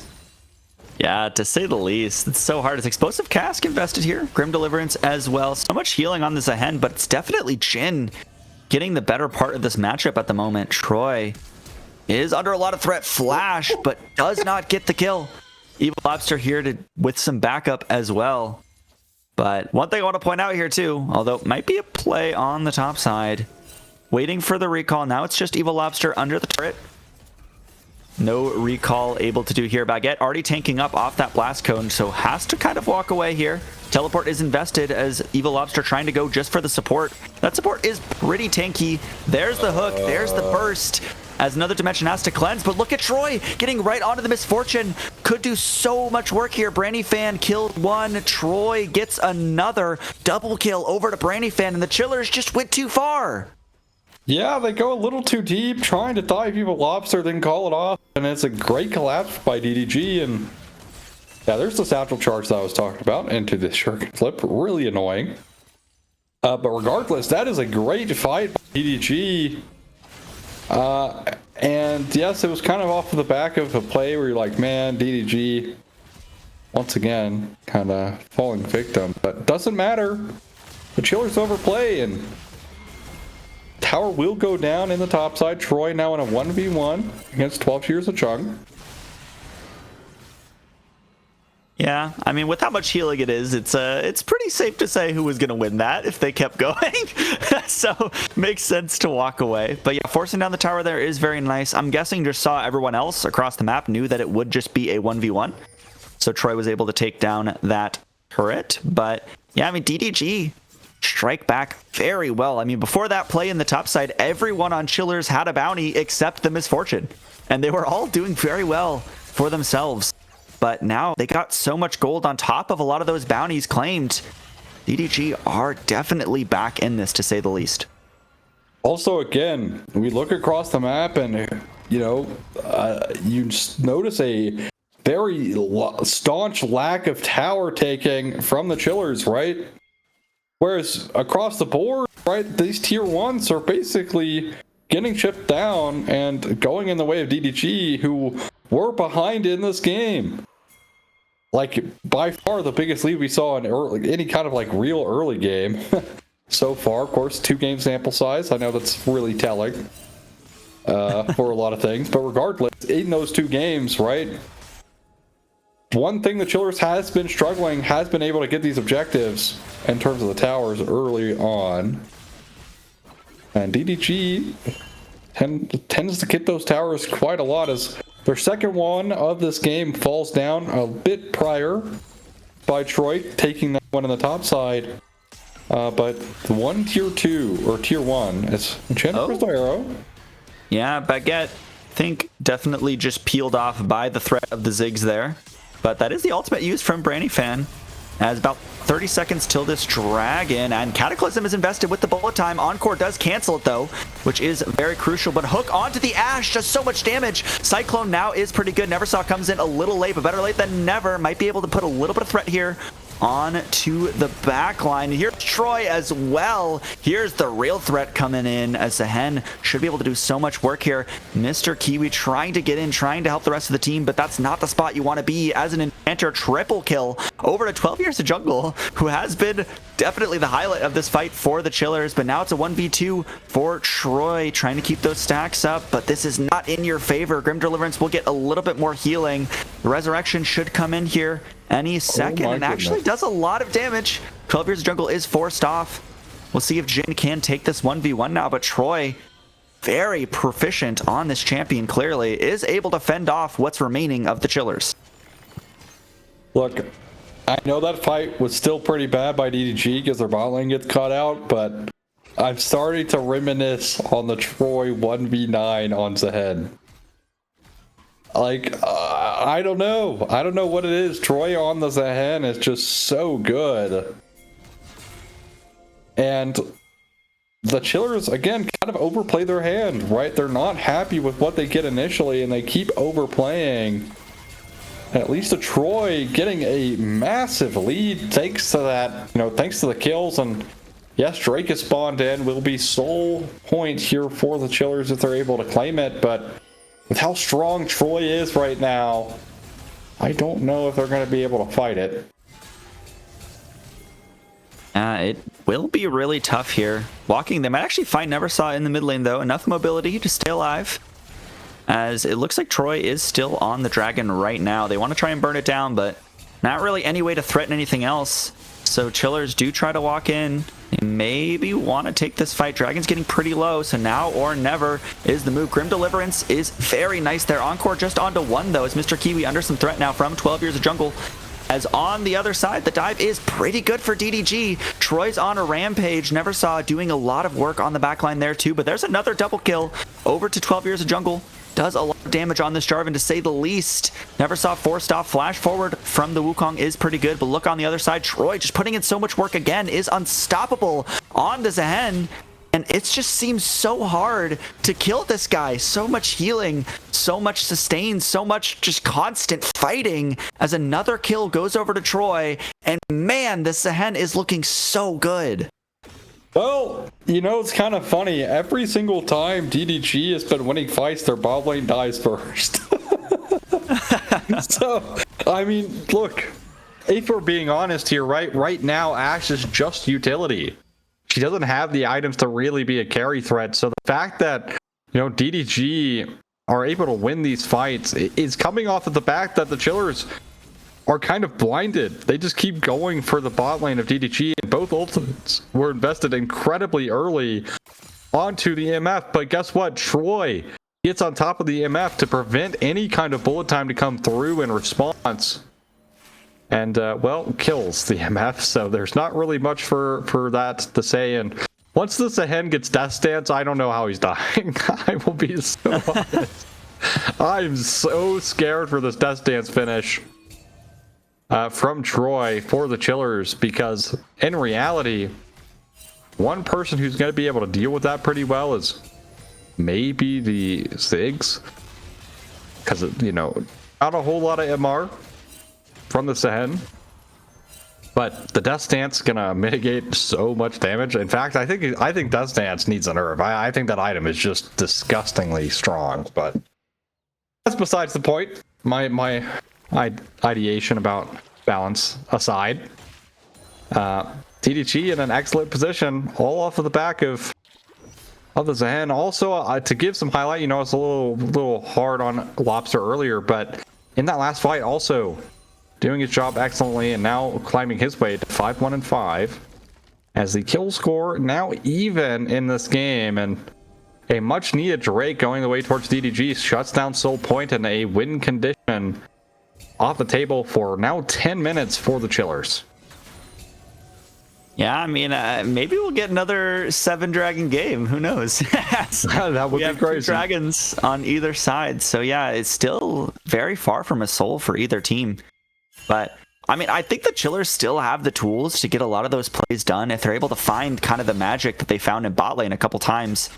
But it really has just been that the dive from DDG, the combination of Troy just always flanking in like right spot, on top of, you know, the Akali you could never catch, on top of Evil Lobster, who has been really good in these last couple fights. It's just really hard for the Chillers to have value with their picks, as the Baron now started up, so even more pressure for the Chillers.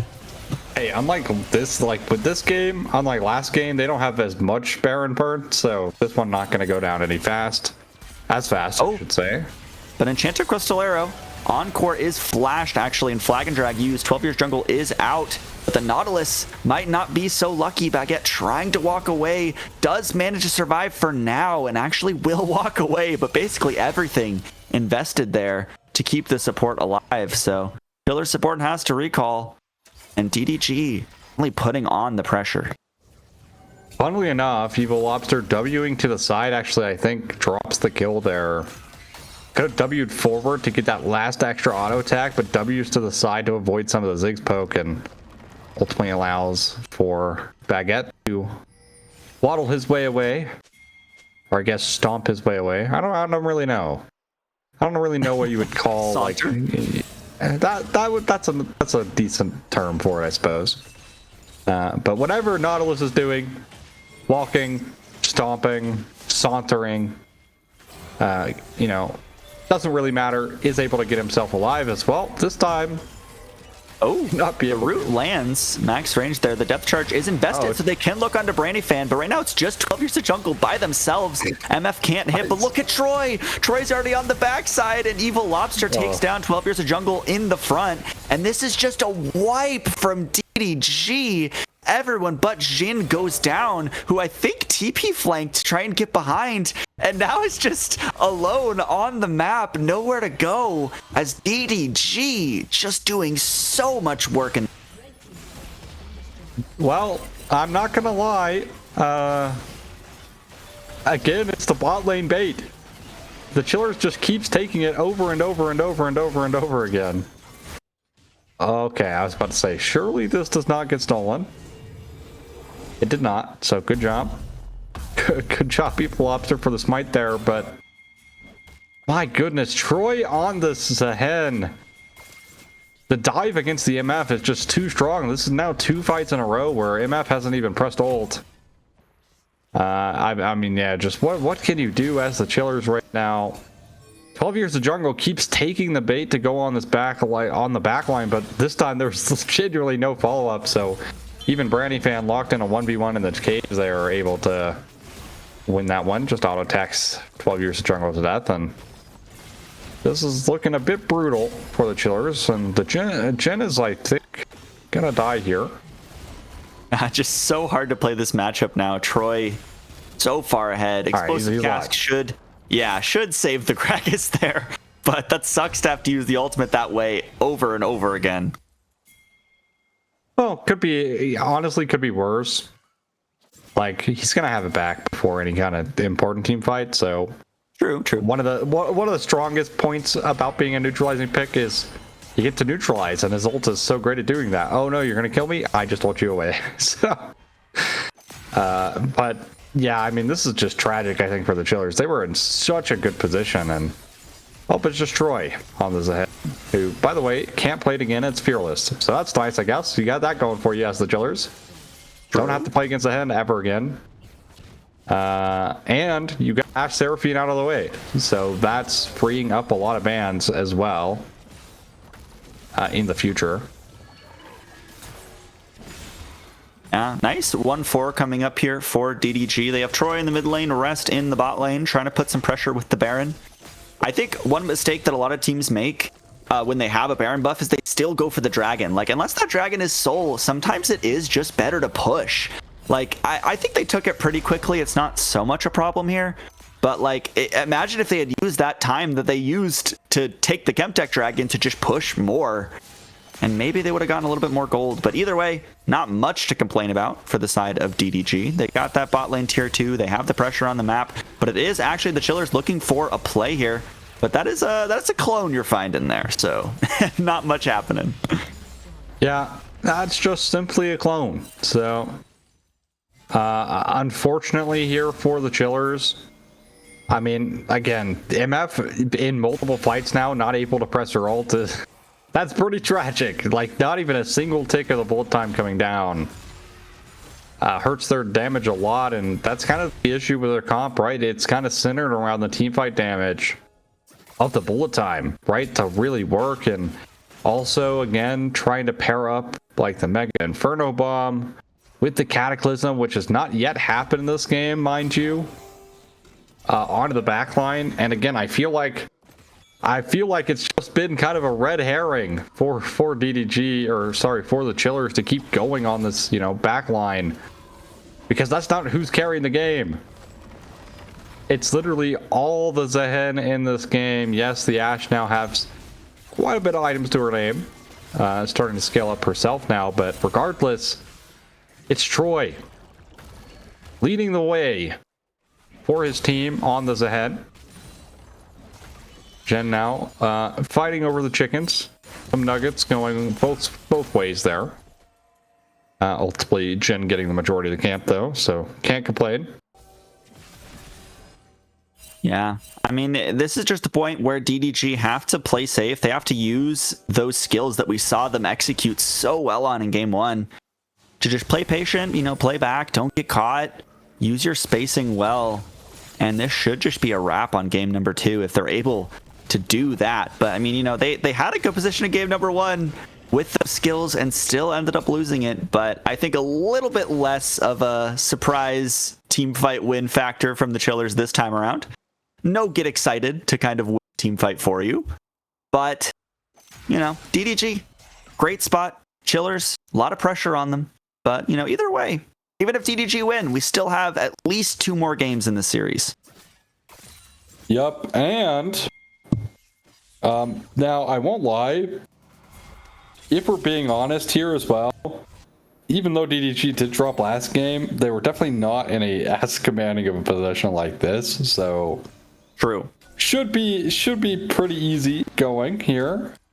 Bit slower, but what are you to do? Is their soul is spawning in very soon. Same with Baron as well. Yep. Both objectives are about on the same timer here, so it kind of depends what DDG want to play for. The soul obviously is so valuable, is that permanent buff. But I think the Baron and one good team fight would definitely end the game, so that's kind of the trade-off there. See what they want to opt into, or if they kind of want to just match where the Chillers are, which I definitely think they could do with the resources they have. A lot of things going in Baguette as they're looking on a Branny once more. Oh, Kiwi!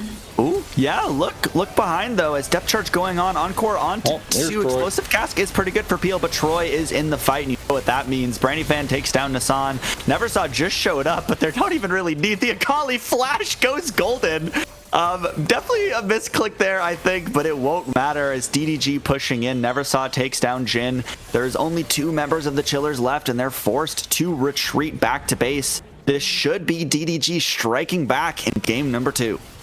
Yeah, okay. Well, there's the first bullet time in like 20 minutes to clear the wave. And it will seal the deal in game number 2. And DDG, I mean, need I say more? Can we get Troy off of the head? Legendary at the end of this game. I'm sorry, but I was like worried about like the Ashe Seraphine being an issue, but it's Troy on the head. Like every time, it doesn't matter how far behind they get. Troy just comes in and carries anyway. I don't know. Also, it's the choice to put the Gragas into it, because yes, you're going to neutralize it out, but in reality, Zehen doesn't care. He's gonna get strong because you need to shut him down, not just exist. Mm-hmm. And that wasn't there this game. And even though I think Jen did a decent job on the Gragas this game, it's just like multiple fights. I mean, 3 team fights in a row where MF didn't even press her ult a single time because she couldn't. She could not, because Troy was just in her face. What do you even do other than lose this game? In fact, 39k damage from the top laner. In fact, 39,000 damage there on Troy makes a lot of sense. My goodness. Well, again, fearless. The Chillers don't have to worry about that ever again, but well played to DDG. Because yes, I think like their bot lane getting picked out quite a few times definitely was a detriment, but it ended up becoming a bait, which initially got Troy his lead in the first place. So kind of playing around and responding and adapting to the game plan here. And maybe some criticism for both junglers. I feel like they didn't get the most out of their champions as best they could have in the early stages of the game. That could have made things look a little differently. I think 12 Years of Jungle especially kept trying to visit the Akali, which to me is like insane. You're playing Ziggs into it, so just let Ziggs wave clear. Akali is always going to have an out, I'm sorry, unless Neversaw makes a massive mistake.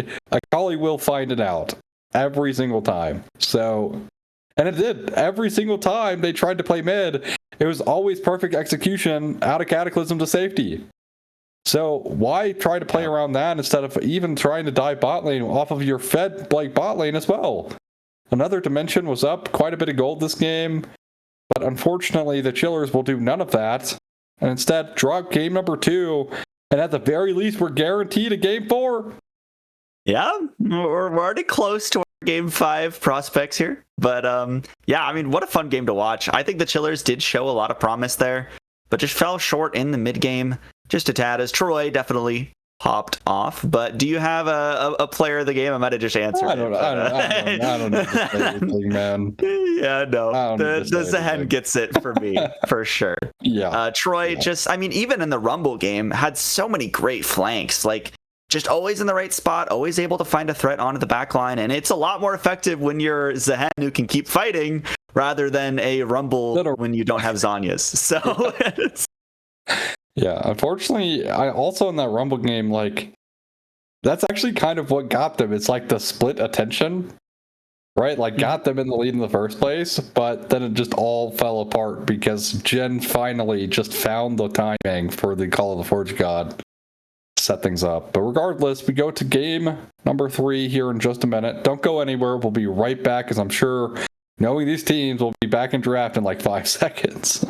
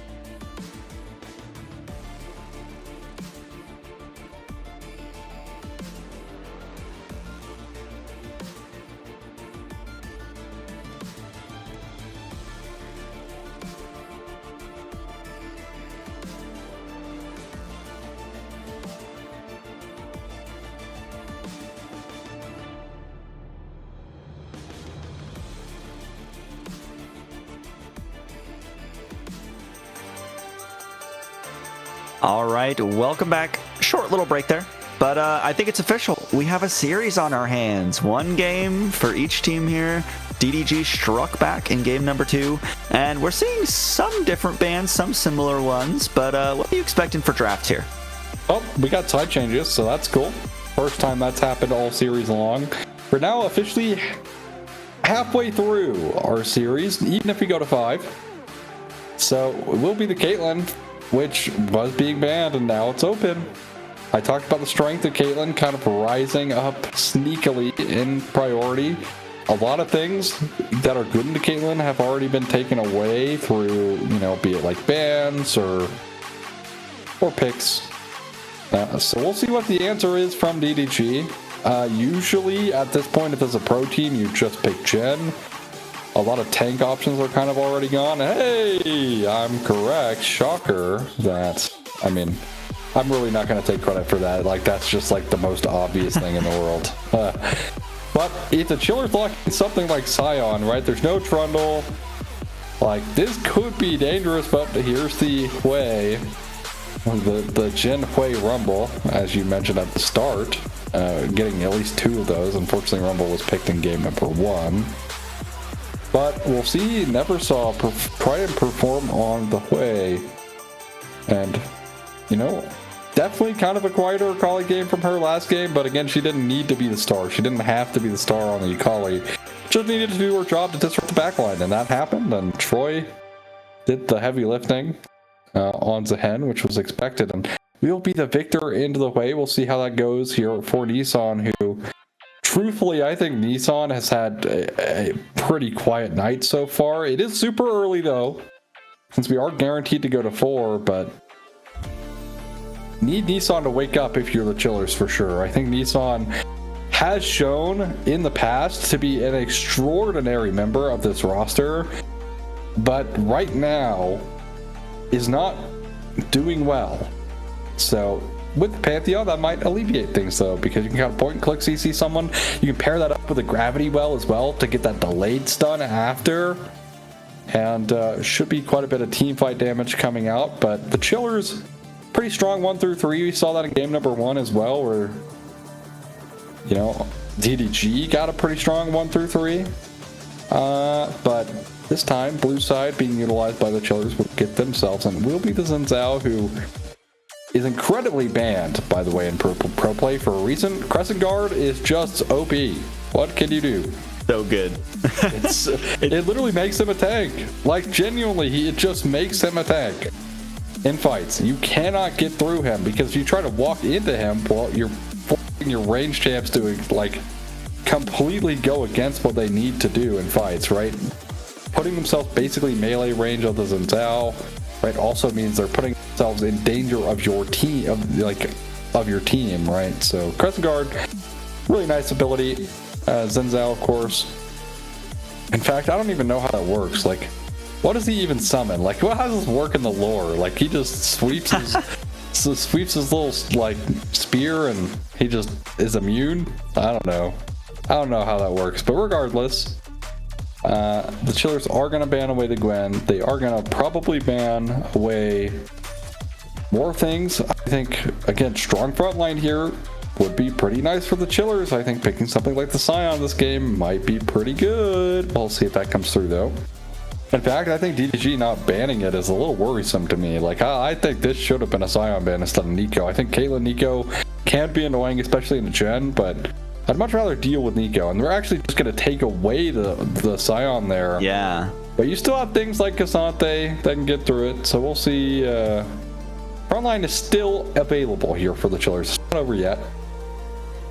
Yeah, I don't know. I was interested to see what DEG was going to do with a comp like this, because there's kind of 2 options. You either pick a lot of things to just sit back and hit from far away, and then you pick a lot of peel so that they can't get to you and you can just sit far away. Or you kind of go for this other style. I don't love that Troy's on a tank, but this is kind of the style where you poke them down and then you go in, which Scion's pretty good at that. So maybe we'll get another, I don't know, maybe we'll just get the Enchanter and let Xin Zhao kind of frontline with Scion here. But either way, Aatrox on the other side is pretty good into the Scion. You're able to use your Qs whenever he's using the Decimating Smash, which can cancel it and get some good trades. So definitely not a bad matchup. Allows the Aatrox to kind of get some items, be able to be pretty valuable in those team fights. And we'll see what they want to go with their 5th pick here. You are blinding support, and it will be the Caitlyn Lux. Pretty famous combo just for bullying the crap out of the lane, getting a lot of priority here. But it is DDG. Now with their support counter pick, they do get their pick of the litter. But picking into a Caitlyn Lux is never fun. Yeah, I was thinking, I actually was basically guessed everything that was happening. I was thinking maybe Morgana instead of the Lux, because I think DDG really wanted Leona because it's kind of your best option. It's not like you're going to try and play something like Lulu, which they banned, or, any other enchanter. They're not going to play Jin Nami, they're not going to play Jin Yumi, they're going to play some kind of engage, because I think, again, DDG, with the range that they have, kind of want that setup, right? I think they want that setup to try and utilize the range of their champs. So I think Morgana would have gone insane here because it is so good into Leona. But regardless, will be the Lux. And we'll see if they can get the priority early on in this game, Boss Kitty. Because if they don't, well, you've lost a lot of value out of your bot lane that you put a lot of prio towards in your draft. Yeah, I think this is kind of a similar story that we saw last game. We had the range versus melee, we had the Braum versus Melio. So now we have Lux versus Leona, and Leona still has, I don't know if that was game 2. Either way, we have a priority mismatch here where Lux, it should push in Leona, but Leona can have some kill threat here if they're able to play it right. And I am definitely anti-Jhin as a pick, but I do think he works well with a lot of engaged champs. If they're able to keep him CC'd, if you can land all your abilities, if you're able to kind of play that early game, it can be pretty strong. So I will be looking at the junglers here. We kind of talked about jungle being quiet in game number 2. So maybe we'll get a little more action. Maybe we can see more invested in both bot sides. But transitioning here, Dragon, what do you think? All right. There's not enough arcane champs. It's only one. So I can't say Hextech. I'm just going to go with an Ocean Soul. There's no reasoning. I just think it's going to be an Ocean. There you go. Fair enough. I think there's enough burst and enough poke, enough range. I'm going to go Infernal. I'm gonna say it might be Infernal this time. So Fair enough. I think Caitlyn with Infernal Soul could just pop people this game. That would be exciting to watch. To talk about the Chillers comp a little bit here, the Pantheon, right? We have seen the rise and fall of teams off of Pantheon jungle. Either you do great on it, right? You're utilizing your Grand Starfall. You have so much presence in side lanes later, right? Because of the threat of just dropping Grand Starfall on their head. But then in the same breath, if you don't find that impact, you kind of are just not a champion. So we'll see if Evil Lobster is able to... Sorry, not Evil Lobster. 12 Years of Jung here is actually able to have that impact on the Pantheon, which I think, again, but last game, both junglers lacking some of that impact. Although Evil Lobster did right some of its wrongs later in that game. Still, for majority of it, was pretty quiet. Let's see if 12 Years of Jung can turn it on here. Because, again, this is finals. Time to lock in and lock out your opponents from winning any more games. This series is tied 1-1. We'll take a quick little break here. Do not go anywhere, as the series is just heating up. We'll be right back.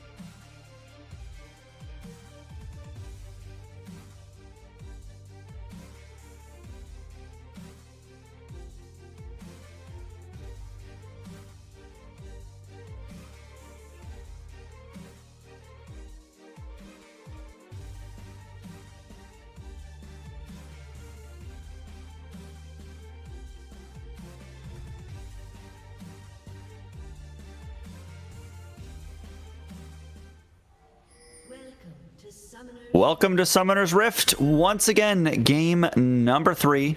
Series now tied up, and we have some pretty interesting team compositions here. So, as I always ask, what are you thinking, Aussie? I mean, to be honest, we've actually had pretty quiet early games. Both games in a row. Now, with Caitlyn Lux, I mean, honestly, I thought that way with like Ashe Seraphine as well. You know what? It's just another quiet one. Just another quiet one. Who cares? Why fight? Yeah. Why fight when can farm? So I mean, that has been the strategy so far. So I mean, especially, you got things like Sion, you got things like Hwei. On the other side, Victor loves to have those levels and items. So I wouldn't be surprised if we got another chill one. Yeah, of course. Level 1 priority going the way towards Caitlyn Lux. Shocker. But it's going to come down to the kill threat from DDG's bot lane to stabilize here. Of course, Caitlyn Lux also not strangers to having kill threat of their own. Especially level 3. And it's funny to see like the roles reversed on top side. Jhin usually kind of the tank player for the chillers, and Troy more of a carry style player, but roles flipped because of the snipe away of that Sion, which is actually incredibly smart there. Because again, the chillers really wanted Sion. Like, you could just tell they really wanted Sion this game. Yep. Unfortunately, not able to get it for themselves, as won't have it for the rest of the series either to rely on. See if that comes into play later on tonight. But for now, we have game number 3. Both games kind of been a little odd, right? Because again, I honestly was starting to doubt DDG in that last game. I was like, man, DDG are just not in a good position. But then it's just Troy. I should never doubt Troy on Zahen. Never, ever again. Doubt Troy on Zahen, because he just finds a way. He just finds a way. Yeah, I mean, thinking about the support matchup, 10 is my nature as a support player, but I think we've had some pretty interesting support pairings. We've had some enchanters, we've had some ranged champions, but there has been a decent presence of melee, and that's something we've seen kind of around the world in pro leagues so far lately. But it is the Ignite actually taken by Leona this time around, so hopefully we do see more presence on the bot side, as we were kind of talking about. But it is a fight over the Scuttle Crab and a route on to the Jhin. Brandy fan getting so low. Almost in flash auto range there, but actually is Mr. Kiwi saving the Jhin there, but now might be in some danger. There's the Caitlyn Lux combo. And there's first blood once again over to the ADC, but Nassan is not long to follow. So actually 1-1 as mid laner goes down for chillers and support goes down for DDG. Well, bad start here for the bot lane of DDG, but Nissan gets baited to help out his jungler and is the one who goes down. As now 12 years of jungle. Oh, yeah, no quiet early game this time, as Evil Lobster just in the middle of 3. 12 years of jungle will pick up that kill. So now it's actually the chillers with a slight advantage here in the early game. That's a pretty greedy attempt at going for a double scuttle. They took a lot of time to try and kill out that Pantheon and Nissan. The Pantheon also not dying, so able to actually contest that top lane Scuttle Crab. Of course, Q-Smite is incredibly difficult to outsmite as a jungler from Pantheon, so does quite a bit of damage. Just a small bit amount, Extra 200 damage. Early game. Who's really keeping score? All right, who's keeping score? Right now, though, DDG's bot lane. Look, I think I'm usually pretty critical of DDG's bot lane in the same way. I think their early lane phase is usually their worst part, right? I think Brandy Fan and Kiwi really struggle to win lanes, or in this case, right, where they're not going to win the lane. To survive the lane. But for now, again, very early kills don't really mean all that much. Because if we look at last game, well, the MF gets a lead, and then ultimately it doesn't get the three fights in a row. So sticking with a great assault. It's not the end all be all, but definitely not ideal here for DDG. Yeah, I mean, the Caitlyn Lux kind of talking about this combo once again. I definitely feel for Mr. Kiwi there, you know, dying in the early game like that. It is so frustrating, especially once the ultimates are reached for this combo, to just get rooted into trapped into net and just have, like, you know, 3 empowered autos, so much damage. It's just brutal when that combo is played correctly. And the Chillers seem to be comfortable on it, at least comfortable enough to pull it out in grand finals. So that is definitely going to be rough for them, especially with that early kill onto the Caitlyn. But yeah, now it's definitely slowed down a little bit. We had a lot of chaos, but is chilling out as the first dragon is up, but no one's ready to claim it just yet. Yeah, kind of no reason. Will be the Infernal Soul there, or not Infernal Soul, but the Infernal Dragon coming through. So I'm already out. Yeah, you're already out. Unlucky, but one thing Caitlyn does incredibly well is getting tower plates, even when she's not ahead. Now with being ahead, right, we already see 2 tower plates gone, the third one being worked on right now. As my god, can you guys chill? It's not that serious, all right? I know it's finals, but it's not that serious. Let the man CS. Of course, this is them just playing the bot lane incredibly well, right? So really well played by the Chillers. Punish out Brandy Fan and Kiwiism, and they're actually going to take the recall here, not try and get that plate, which I think is a smart choice. Try to stay on tempo is the most important bit, especially because your Pantheon is level 6 and pathing towards you. So definitely want to get out on the map to try and be there when he does come bot. As Troy, out of mana, forced to reset away here on the top side, and I think looking forward into this game, if there's a light at the end of the tunnel for DDG, it's the Scion, right? Like, yes, Caitlyn gonna scale incredibly well, but Caitlyn in the mid game doesn't get to do a whole lot. It's Troy now, no mana. Yeah, oh my god, nice flash prediction. Jhin just gets the full dive with the World Ender there. Both flash invested, but Jhin, Aatrox gets the solo kill. Wants the revenge from last game on that Zehen. But man, yeah, I mean, this is what I was talking about for a second earlier in Champs Select. This matchup is so annoying for the Scion if the Aatrox knows what they're doing. There's been so many decimating smashes that were just canceled by the Aatrox Q, and you have 3 of them. So it's like you can never really use your Q for wave clear without the threat of it being canceled. And really, really nice moves from the top lane of the Chillers, and very, very well played.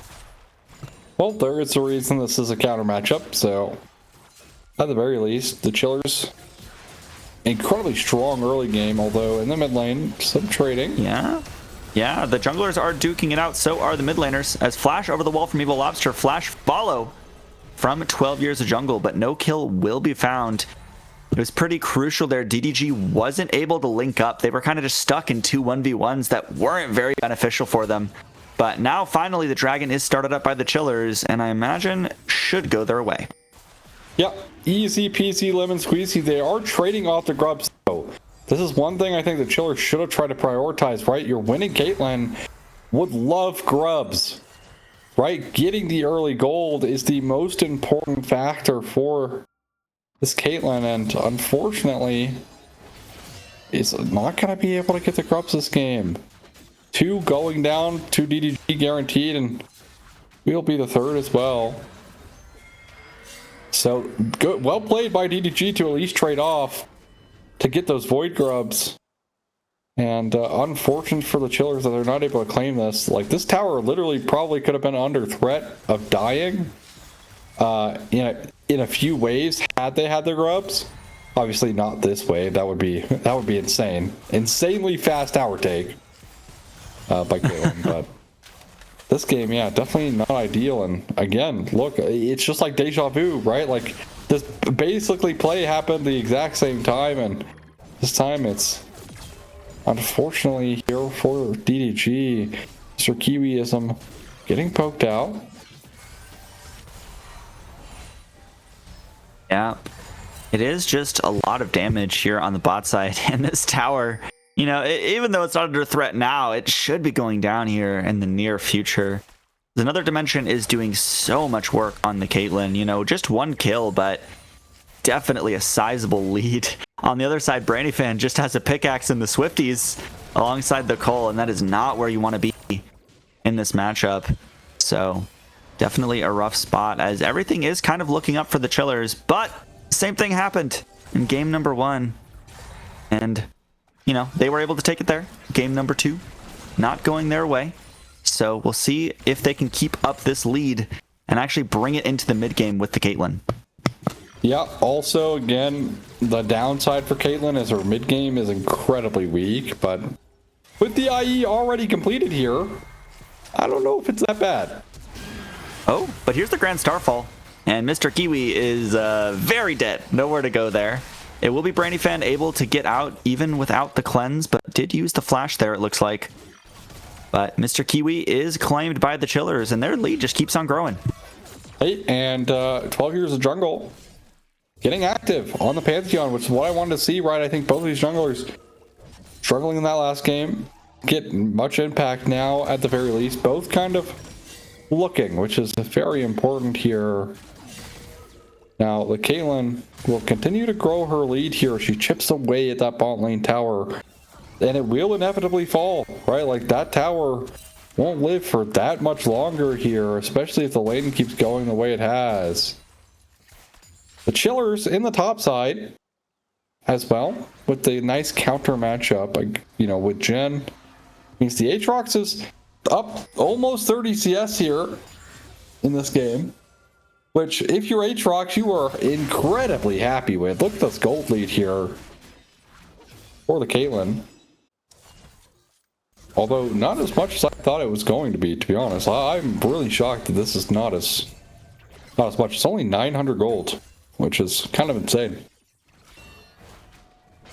Yeah, that's honestly impressive. I mean, I saw in the first few levels that Brandyfan and Mr. Kiwi were doing a great job of dodging the poke and doing their best. So maybe they are just playing the matchup pretty well, trying to minimize that lead that the Chillers are able to gain.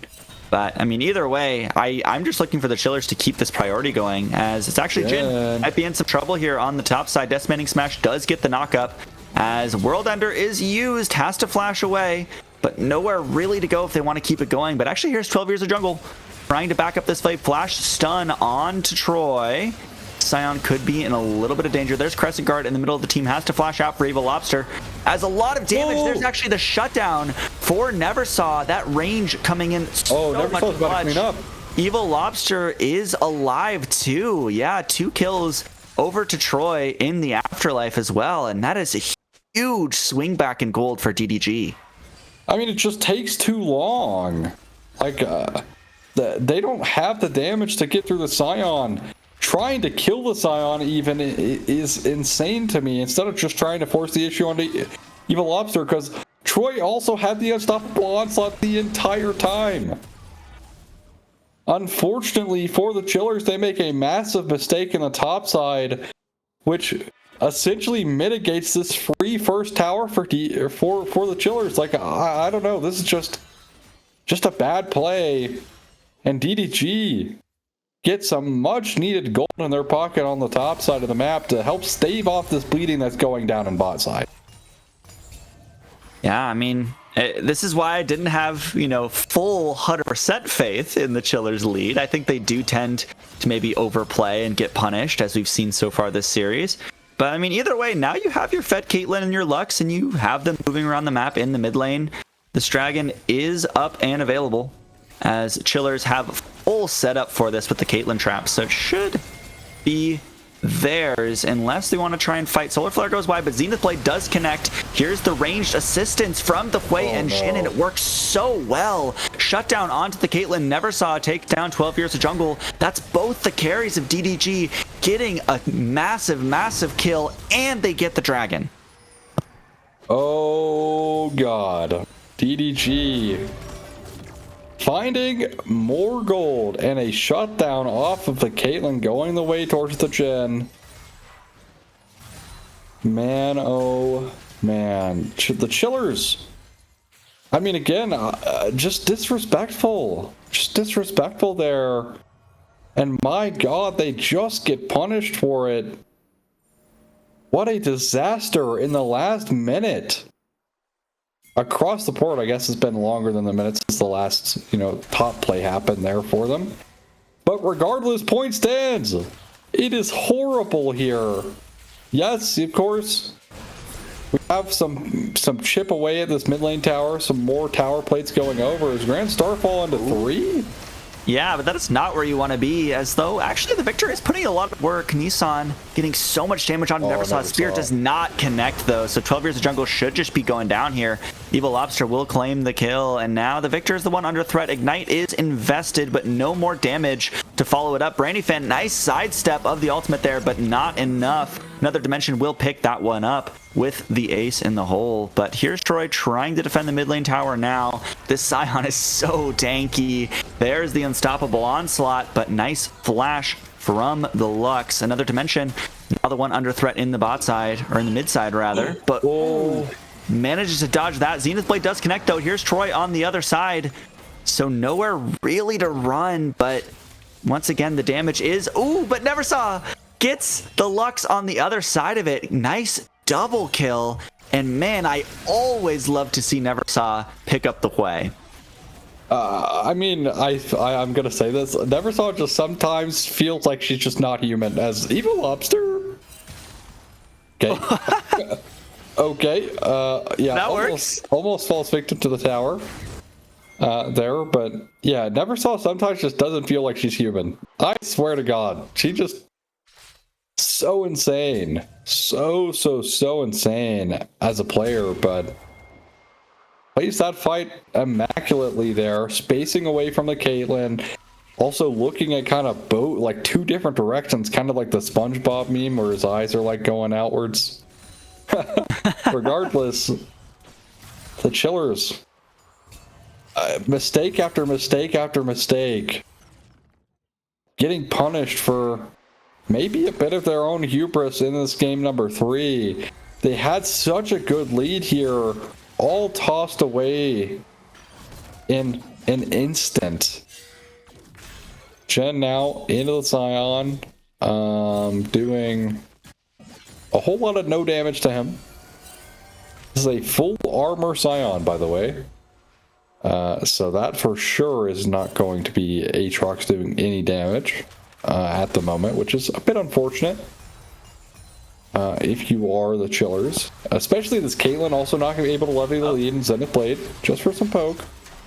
Yeah, they're just trying to keep the tower alive. The wave actually is cleared, so tower will stand. But yeah, I mean, on the top side here, we still see the trades going relatively in the favor of Jhin, but I think that double kill for Troy really did a lot of harm for the lead that Jhin was building. But trying to commit onto the top side as well as the mid here is the Spiraling Despair with both ultimates invested will mean a trade of the supports for both teams. But now we got to play on the top side. Troy is getting pretty low. Teleport came in from Nissan there, but unable to pick anything up on the top side. So it looks like we'll just be a 1-for-1 from that mid play. Oh!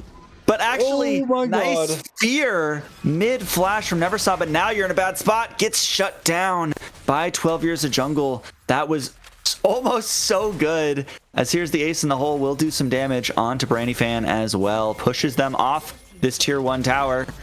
And yeah, Neversaw finally shut down on the legendary way. And their mid lane turret will fall as well, as now trying to force on to the Pantheon. 12 Years Jungle will just opt to go forward, but should just die here. Brandyfan will pick that one up, and now we got some chaos for sure. Well, another Dimension did like kind of get unlucky there. Tried to flash over the fear, just ended up flashing into it. But nice cleanup from the Chillers, but yeah, punished inevitably, but they do get the mid lane tier 1, and hey, if nothing else, the Chillers actually have the tower lead. They have not lost a single tower yet this game and have 2, which has not happened this series. This has not happened this series. TP behind. Ooh. Look at Troy. Troy's behind them now. Unstoppable onslaught right into the team, and this Scion is tanky. Neversaw trying to get on the other side. Look at the collapse. It's so good. The only one under threat is the support. for DDG, as Jin will claim that one, but here's the jungler for the Chillers coming in just a little bit too late. Double kill over to Neversaw. Jin should just be dead here. Will be Brandyfan who picks up the kill credit there. And yeah, that's just a 4-for-1 for DDG, and they get the dragon. What an incredibly set up team fight. Yeah, I mean, that was excellently done. The Scion putting so much pressure, and kind of a key moment there. Yes, the Scion TP was excellent, but it actually forces this Caitlyn to run into the Zen, right? Completely like set up by DDG there. Maybe now being cleared mid, but Scion could take this tower for 10 years and still be alive. Yeah. And yeah, not really. Oh! Like, look at this. He's still tanking. Like, crazy. There's no way. Man, 12 years of jungle just gets punished and then BM done by Troy on the Scion. I mean, the Chillers are in such a desperate position right now. Neversaw on the way as well. Walking in against, you know, Nissan, who, mind you, again, I feel like Nissan has been the quietest member of the Chillers. And that doesn't seem to be turning around. Neversaw has had his number all game long in this one. And maybe all series long, although the Akali didn't really get to do a lot of anything in game number 2. But a win is a win. So can you really complain? Also, Imperial Mandate, by the way, on the way. So keep that in mind, that they did change that item. His ability haste towards immobility skill, like immobilizing skills, in which, well, wait, his entire E is that. So that's pretty cool. Oh, here's the long range assistance. Once again, Solar Flare, but unstoppable onslaught from the side. Bot lane from the Chillers, gone once again, just deleted by the absolute cohesion of fighting we've seen from DDG this game. Yeah, this one is just feeling like a wrap it up angle. I mean, I don't know how they get through Scion now, right? Like, once they started getting behind this game, it is so hard for them to get any control back. Because you look at their comp, they kind of need to be ahead to take the space that the comp requires to even play. Sure, Caitlyn can kind of run away, of course, like having a trap line and stuff and playing around that is great. Caitlyn obviously not the worst at trying to run away. But in many fights that we've seen already, it's just Neversaw from very long range, kind of chasing them down and getting such low HP there. Of course, Scion was the highlight. Troy picking up a couple kills there, but it's Baron for TDG, and I don't know. The Chillers, I think, might be completely out of gas in game number 3. Yeah, I mean, it's so funny, like, to think that my main complaint of DDG's comp was that it might be low damage, because, like, you know, they have Hui and Jin, if he gets behind, can be kind of, you know, more tickle than damage in a lot of cases. But I mean, even the full tank Scion is deleting the health bars from the Chillers right now. They just lost that momentum. They lost that spark that they had in the early game, and have just not been able to pick it back up. And it's very much DDG just pushing into the base with the lead. And yeah, I'd be shocked if there's anything but a wrap soon, as actually right into a team fight. World Ender is invested. Spiraling Despair slows down the Aatrox just a little bit, but here's the Scion once again on the other side. Double knockup, ranged artillery from the Jin once again. Just incredible use of these champions. Neversaw with the double kill, as the last one should go down here. Neversaw with the triple there. Inhibitor could go down here, and I just imagine the end of the game. Yeah, I mean, what are you to do? Like, the Scion is unkillable. He's just emoting on them, man. Oh my god, Grand Starfall. And over the top. Yeah, goodbye. Yeah. There's yep, the Neversaw dominating. End of game. Yeah. I mean, I'm sorry. Just what a tragic event here for the Chillers. Like, they have such a good moment, and then they just toss it all away off of back-to-back-to-back mistakes. Yep. And it's even worse than, you know, realistically looking at, like, the MF game, because in the MF game, you know, like the difficulty for the MF to actually play that game was just present regardless. This game, the Caitlyn, I felt like should have had free reign. But they just collapsed, like complete team collapse for the course of 10 minutes. Props to DDG for making that happen, by the way. Let's get that out the way right there. Never saw his MVP. We're just going to go next on that one. That don't even have to argue. The way was no questions. Genuinely perfect. But I'm sorry. How did this happen? Like, I get that their comp is a little hard because they were really banking on trying to get Sion. Like, it's very evident they were trying to bank on getting Sion this draft. But do those mistakes, like, not just happen anyways if you have Sion? I feel like they still do, because the mistakes they were making wouldn't have changed if they even had a Sion. It was just bad decision-making from the Chillers overall in game number 3, leading to their own demise. And it's, you know, I like to mention a lot of memes in my cast, and this is definitely the one where you take a stick, you're riding a bicycle, and then you shove the stick in between your spokes. Literally, that's literally all it was. No one lost this game but themselves.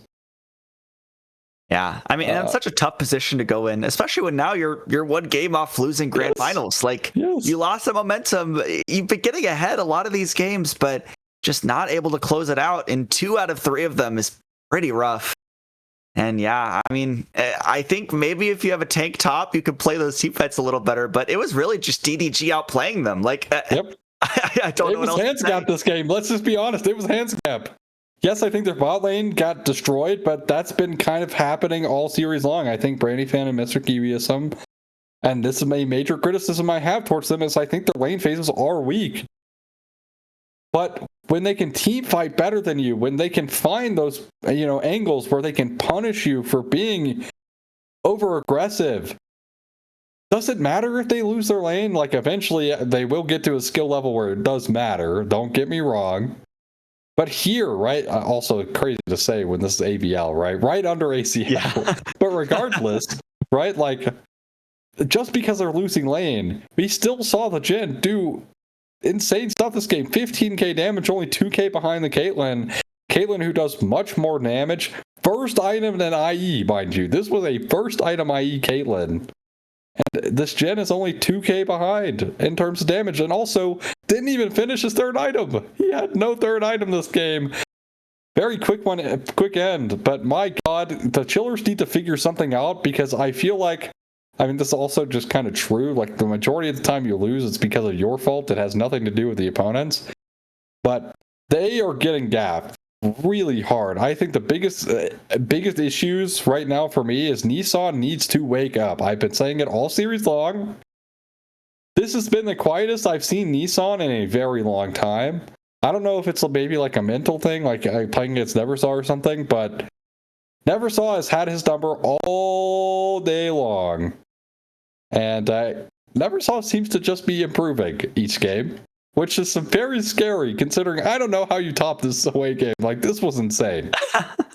Yeah, I mean, I just love this champion when she's playing it. It's like, I love playing Quay. This is like what I aspire to. Like, this is very, very, very solid gameplay in the mid lane. But, I mean, yeah, I guess where do you go from here? How do you think they make it a full 5 games? Or do they? I don't know. I think they have too many issues. That's kind of like where, like, I think this game, they just got over-punished by being over-aggressive, right? They just disrespected their opponents. Neversaw us completely running through the fights. Again, I think Nissan having a very quiet game is not helping them. And unfortunately, 12 Years to Chung on the Pantheon really didn't get things going either. Right? Like, the mid-jungle duo here for the Chillers, I feel like, not really performing to the expectations that are set upon them being in the finals. And DDG are just walking them because of it. Simply put, they're just walking them because of it. And yes, like I mentioned, right, the bot lane for DDG, their lane phase weak, and Insta-Sam Rise now. Will we see Cassiopeia? I don't know if Neversaw is definitely like a super big Cassiopeia player, But something that has been rising through insane priority recently has been Cassiopeia, and that's across every single region, by the way. She is insane. And yes, the Anivia was the initial counter, but people will be the, well, there's the Never Saw Syndra coming through for DDG. Okay. I will say, if the Chillers are going to get a Game 4 win, Never Saw being on something like Syndra, which we have seen has been kind of hit or miss, right? That could be an angle, right? Like maybe the Syndra just doesn't really get to hit this game, but with the Paranoia being locked here for DDG, they could also maybe get a Nico combo going on. You get the nice little knock Pop Blossom going on with the Paranoia so they can't see it coming. Setting themselves up for success as we'll be the Shyvana. We have seen some Shyvana experimentation going on professionally as well, although did not look very good if we're being honest. In fact, yeah. I think this champion is fake. I don't think this champion does anything in pro play or competitive play even. But Dragon's Descent is actually a pretty nice cooldown. Like the fact that Fears can actually be pretty impactful, but it's still Shyvana. Like she said, the fact is they reworked Shyvana but made her basically the same champ, which doesn't help her at all, by the way. She will still have the same issues. But will be the Ezreal, so a lot of kite-away potential here from the AD carry role. So we'll see if that pays off. And let's see what DDG have in the bag. Will be the Sivir lock-in here as a response to the Ezreal. Okay, yeah, now I think you have to get rid of those supports that, are problems. I imagine the Nico ban coming in from the Chillers, and maybe like an Alistar ban here coming in from DDG, as that is a pretty... Actually, wow. DDG banning the Nico themselves. That's very interesting. I don't know what the thought process is there, but I mean, either way, one thing I'm surprised by here is that we have these prio picks like the Rise, even like the Nocturne, sometimes like the Ezreal, which can be like game 1 picks in Fearless, left all the way up to game 4 here. So I think if the Chillers do want to push this to 5 games, could be off the back of something like a Rise. I think if Rise can kind of play this, if we see Nissan actually wake up, kind of like you've been talking about, maybe they do push it to game 5, but I don't know. What do you think of the Nico? That's so strange.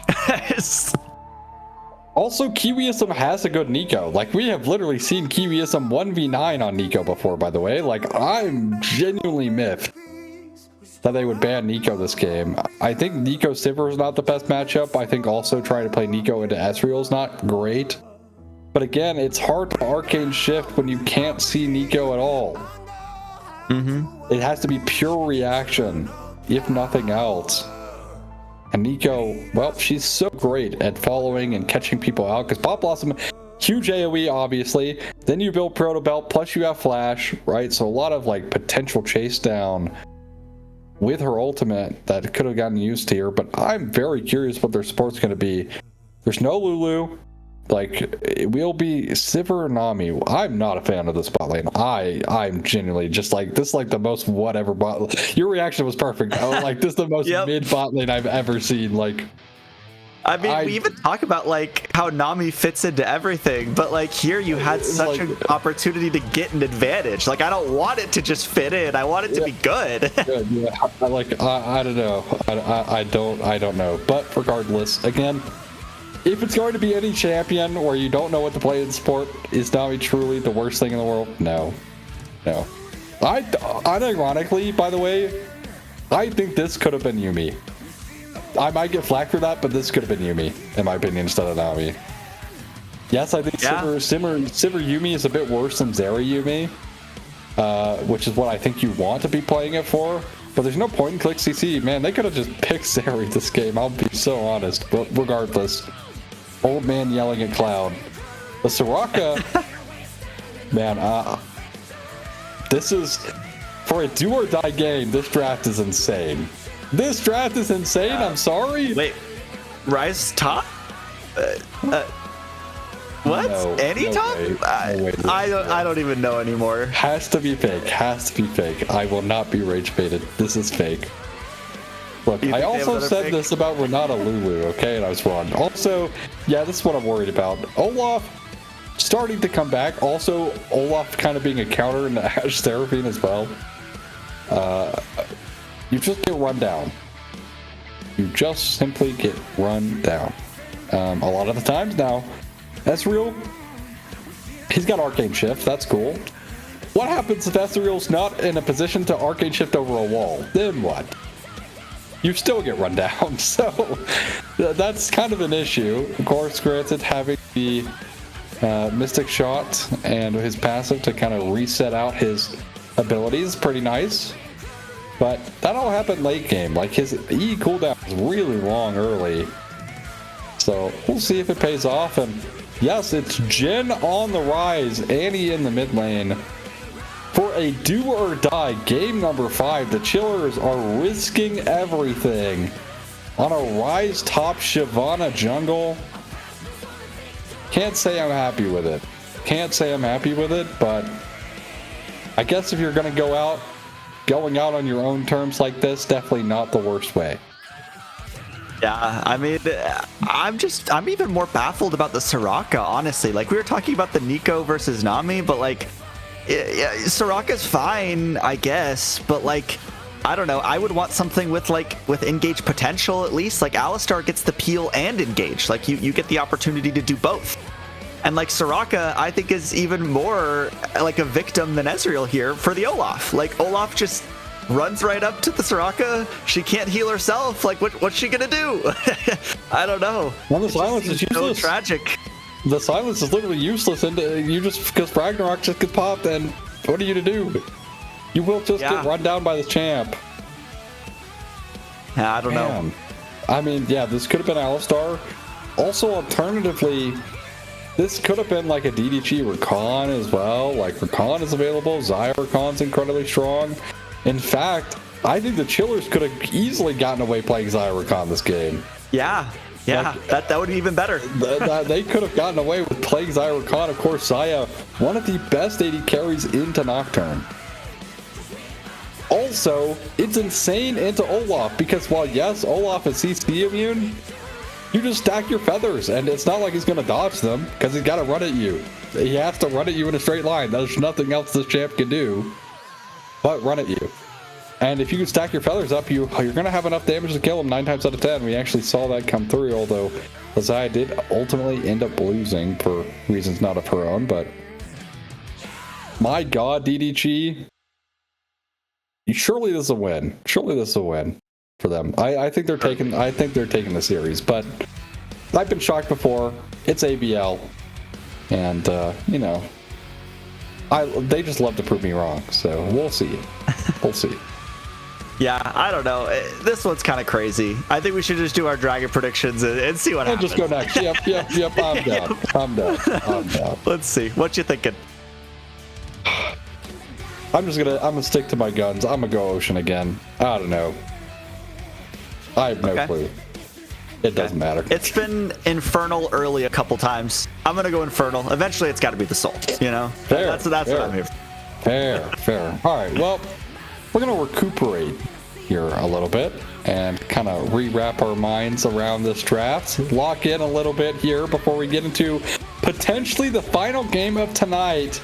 DDG looking to claim a victory here in the AVL Grand Finals. Game number 4 coming up in just a few minutes. Don't go anywhere.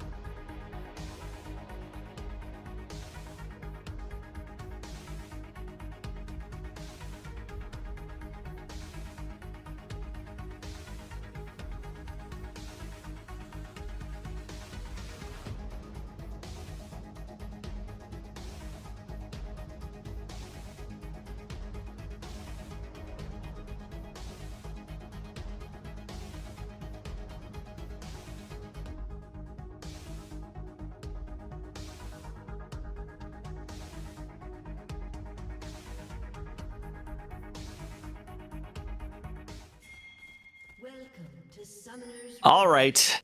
This one is definitely a head scratcher. But this could be the last game that we see tonight if DDG are able to take it. I mean, reminder, the Chillers definitely showed a lot of promise. Last week, they eliminated, or not last week, week before last, they eliminated the #1 seed into playoffs. So they definitely have some magic if they're able to kind of pull it off here. And now is the time. If you're going to do something crazy, if you're going to win, it has to happen here. Otherwise, it is just the end of AVL, the end of your run. But what are you thinking? Game number 4. There's no thought. These teams, there's no thought either. So who's to say?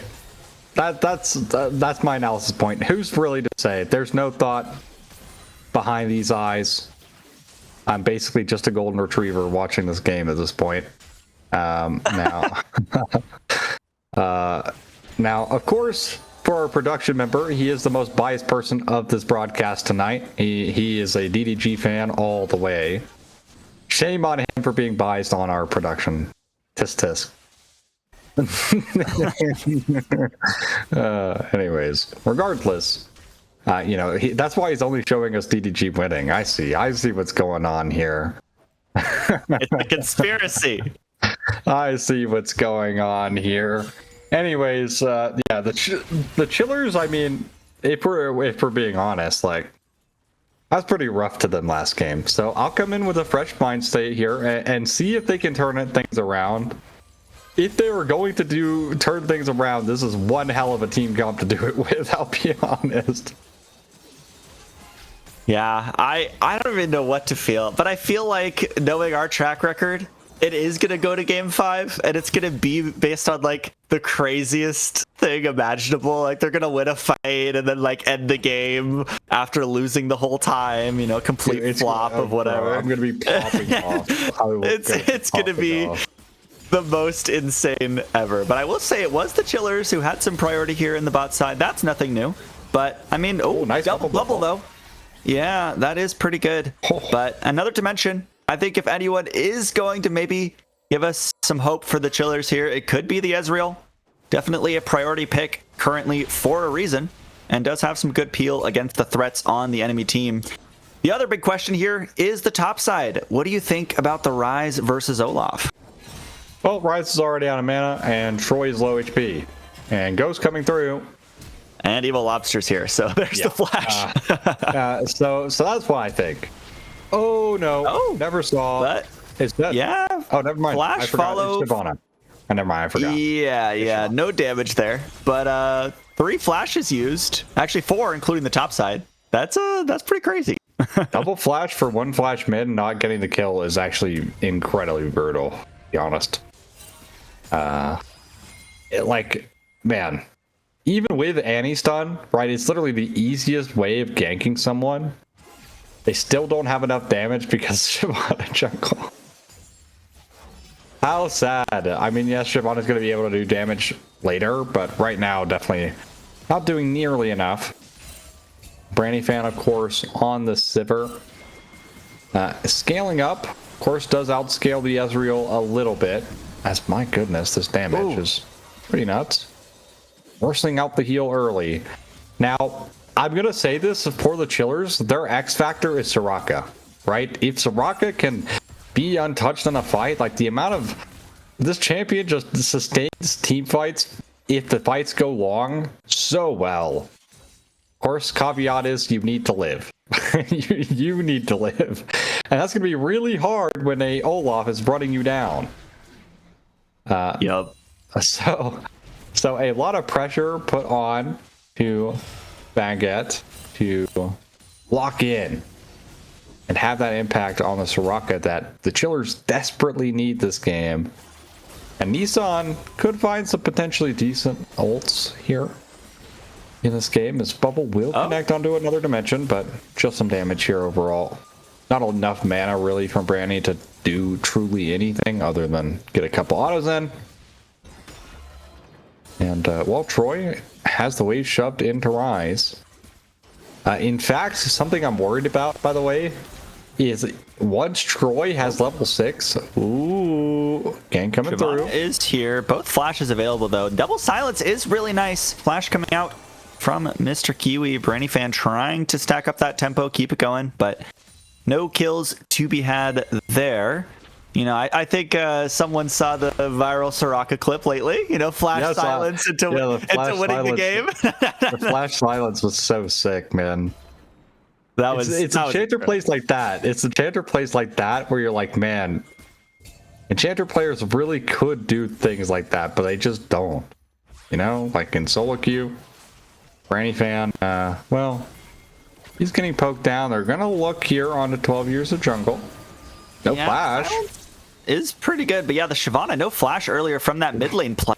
Punished straight up for it. And I will say 4 games in a row, it has been the AD carry drawing first blood. And that's just kind of an interesting trend we're seeing here. But Dragon dead and another Dragon dead as the Chillers did lose their jungler and lost the objective. Not a great start for this team comp. Yeah, especially because Sivir getting a lead into the Ezreal's very annoying for that Ezreal, and it's gonna look to be the Yuntels coming through. I guess could be also the Storm Razor buy. We'll check in on that later. But for now, BF Sword in the inventory means the consistent damage from the Sivir will be much higher than the Ezreal's. Level 6 now coming through for 12 years of jungle. Paranoia will be unlocked. It's actually already unlocked, excuse me. Silly me, can't read. That's all right, par for the course, as I suppose. As Brandy, look, I might not be able to read many things, but I can read patch notes, damn it. All right, I can at least read those, all right? Regardless, it's actually going to be the Stridebreaker first item here for Evil Lobster, or probably just sitting on the Tiamat for clear speed. Although I don't necessarily think you need the Tiamat for clear speed on something like the Nocturne, but to each their own. We'll see if that it probably will just be Stridebreaker first item. But this BF Sword doing a lot of work. Another dimension already down to half HP. Granted, 156 heal from Soraka is pretty nice. So definitely back to full HP essentially. Yeah, I mean, that is the advantage of this pick. But bringing up the point you were talking about earlier, I think it's straight up criminal if Baguette survives like a single team fight against this composition. Like it should be, you know, it should be Nocturne, it should be Olaf, even like a Syndra Scatter the Weak. If like Soraka walks up to heal, should just seal the fate of this champion. But I mean, we'll see. I've seen some crazy positioning from enchanters. Sometimes they have very, very good positioning. I could even see, you know, Paranoia or the Ragnarok being used, you know, before a team fight really starts and then getting some value out of the Soraka. But I think it is going to be very difficult to play. But like you said, that's kind of the point of an X Factor. So, you know, it might work, it might not. And I'm excited to see what happens. Yeah. Void Grub's going the way towards DDG, so complete and total control of the early game objectives here. And the one thing that the Chillers are missing is peel. Like, how are you peeling Nocturne in this game? You probably aren't. I mean, obviously, the poor Olaf is just not getting peeled. That's just literally his entire kit. His entire thing works. I ult you can't peel me, right? And they have more than enough damage, actually, to kind of kill him when he tries to get on a Soraka, but are they coordinated enough? And recent team fights have been no. 12 Years of Jungle just walks right into the brush. Does use the Dragon's Descent. That's a lot of damage, but never saw. Gets flash away. Survives for now. Paranoia comes out. But now we're kind of back to neutral here. Those heals are very nice, but alas, no one will die in the river. Yeah, just old tradeds off of the junglers and flash for flash trade here. Jungler for mid lane. Never saw. Once again, no flash. Able to walk away from the Annie there. Remember, Nissan does have the ultimate and flash available, so Syndra could just become Tibber's plaything very soon in this mid lane if she's not careful. And I actually appreciate DDG not trying to overcommit on the Paranoia to get value out of it. They kind of just let the play dissolve, which was a very smart choice. Oh, here comes the flash. Yep, and here's the Shyvana, and now this is a flashless Syndra. The ultimate does come out. The unleashed power may be close. Maybe if you had the execute, that would have killed, but either way, it's just a dead mid laner for DDG, and a good punish from the Chillers. Hey, I was right. I predicted the future. I mean, it's just Flash Tibbers. And a very nice setup champion, but ultimately she's just going to serve as utility later in the game, right? So, sure, getting a kill on a Neversaw definitely helps, but ultimately, is this going to be enough? Of course, early game kills as well. No, it doesn't really matter. But at the same time, being able to punish Neversaw there does give me some hope that the Chillers are able to find some of these impactful moments. But gotta remember, Syndra also a scaling champion herself. You know, you recall all the way back in the day, Syndra was actually not that big of a scaling champ. She was more like this mid-game Omega nuker that just like nuked one person on your team and then kind of fell off a little bit into the late game. But definitely does not happen anymore. Scales very well into the late game to her passive. Splinters of Wrath, getting more than enough of those so far in this game. Is now Nissan looking, has stun available, no flash or tippers. That's very important as we start this Drake. Chemtech Drake being pulled by DDG, still no tippers for some time. Stun will be utilized. Troy actually here early, and the smart decision by the Chillers to give away this dragon, knowing they don't have numbers advantage, and allow your Rise to continue to scale in this top side. As will be the Mountain this game, but a very odd game to have Mountain in, but so be it. So be it, I suppose.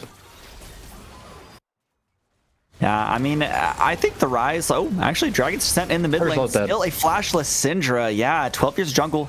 Kills Neversaw once again. And I mean, you kind of mentioned Champ Select that Syndra seems to be kind of hit or miss for Neversaw, and maybe we're getting towards the miss category.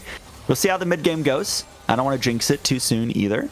But I think one thing, you know, you mentioned, as soon as I try to start talking about anything, they start fighting. Tidal Wave invested. Another dimension just trying to stay away. The health bars are getting pretty low here.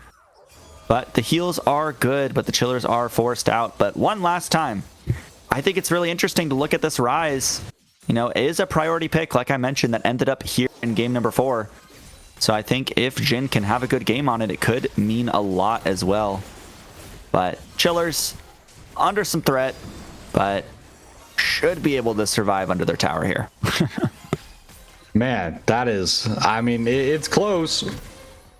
Also, if Brandy ends up bouncing one of these ricochets off of the wave, that would have ended up killing Baguette there, but unfortunately not able to. But I will say, the Chillers utilizing the Annie exactly how Annie is usually played, playing around their like mid-jungle duo.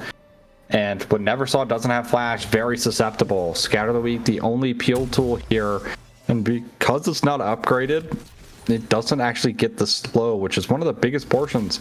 And Dragon's Descent, Unstoppable, and Fierce View as well. So that's an added layering of some CC there from the Chillers to convert Neversaw on a kill overall. And so far, much better from the Chillers, I think, overall, in terms of at least punishing Neversaw in this series. Yeah, but I mean, this is the trap that we've fallen into a couple times now, where they seem to do well in the early game, and then something goes awry. Like they get lost, they get uncoordinated, like something goes down, and they end up losing. So I'm just looking to see if they can hold on this time. Oh, Brandy fam trading a little bit here, but definitely does not want to take those trades because, again, Soraka mitigates all of that. While you never gain HP back is... Oh, goodbye, Mr. Kiwi. Yep, poor Mr. Kiwi. Dragon's Descent should be coming out there. But actually, on the other side, Paranoia on to Nissan. The ultimate does come out, but Evil Lobster will pick that one up. Flash forward in the ultimate form. Yeah, Mr. Kiwi survived that. Did have to use both summoner spells, it looks like, but it is just DDG who get the kill on to the Chillers mid laner. And the Chillers didn't get anything back yet. And actually, here's the teleport. Yeah, Troy and Jin are both coming in here. They're looking for the play. 12 Years of Jungle should just be going down here, trying to off the back line. That is 2 dead from the Chillers as Troy took down another dimension on the back line. And another dimension also used both summoner spells there. So just tragedy after tragedy for the Chillers here. Yeah, well, that is going to be the top lane role quest teleport off of Troy. And both summoners of his own, and also, well, that won't be a. Oh, this is. But here, Neversaw. Yep, Flash from Neversaw is invested. Nice, is able to walk away, but now once again you don't have that flash, so you're in a lot of danger there as the Syndra. But I mean, at least you can say at least Nissan doesn't have the flash either. Yes, but again, every time Neversaw has not had flash, it's led to her death. So. That is a very important summoner spell to get out as we move into the side lanes, which makes it that much harder for the Syndra to live in these situations. Against the Annie, against the Shyvana, constantly putting pressure on the Syndra to either give up the waves or simply just die. And die she has done twice so far this game. The only 2 kills, actually, the Chillers have been able to pick up have been on Neversaw. In fact, Kiwiism lived that play the entire time somehow, which is insane. I don't know. I would imagine, I guess they just got confused because of the paranoia. They tried to turn around, but I don't know. I have no clue how Mr. Kiwiism was able to get out. I thought that was a dead Nami, but I was wrong. And Kiwiism fights to live, or lives to fight another day. I guess fights to live another day would be also true because he did do very, very hard work to try and get himself out there and was successful. Will be the Yantao Civ for this game, which maybe not the most ideal in my opinion. But if anything, I mean, you can have your choice. You could go Yantao, you can play Essence Reaver. Kind of just comes down to preference. I've also seen some Stormrazor gameplay coming through from Sivir. So definitely not the end of the world. To buy the Yuntal is definitely not bad. As Troy still in the side lane with Jen here. Down some CS, but overall, kind of just minding his business. Enjoying time.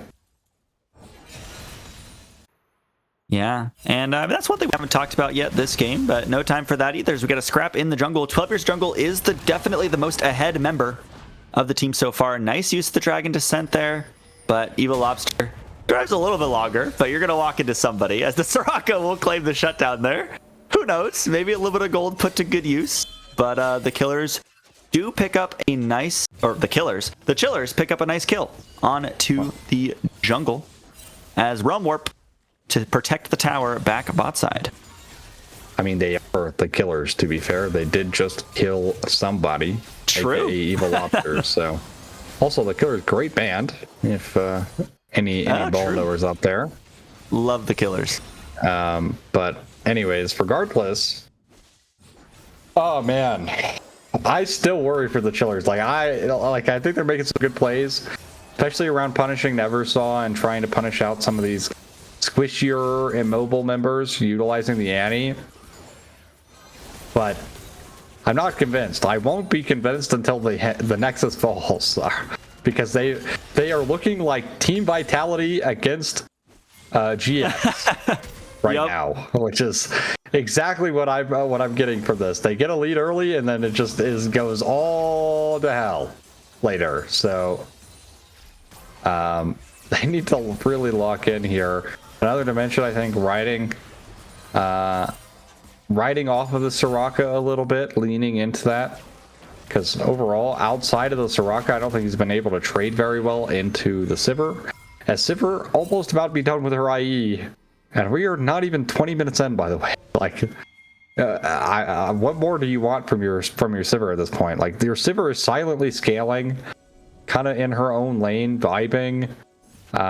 And doing literally nothing but chilling this game, which is very scary for the side of the Chillers because they don't have that much bulk. They do not.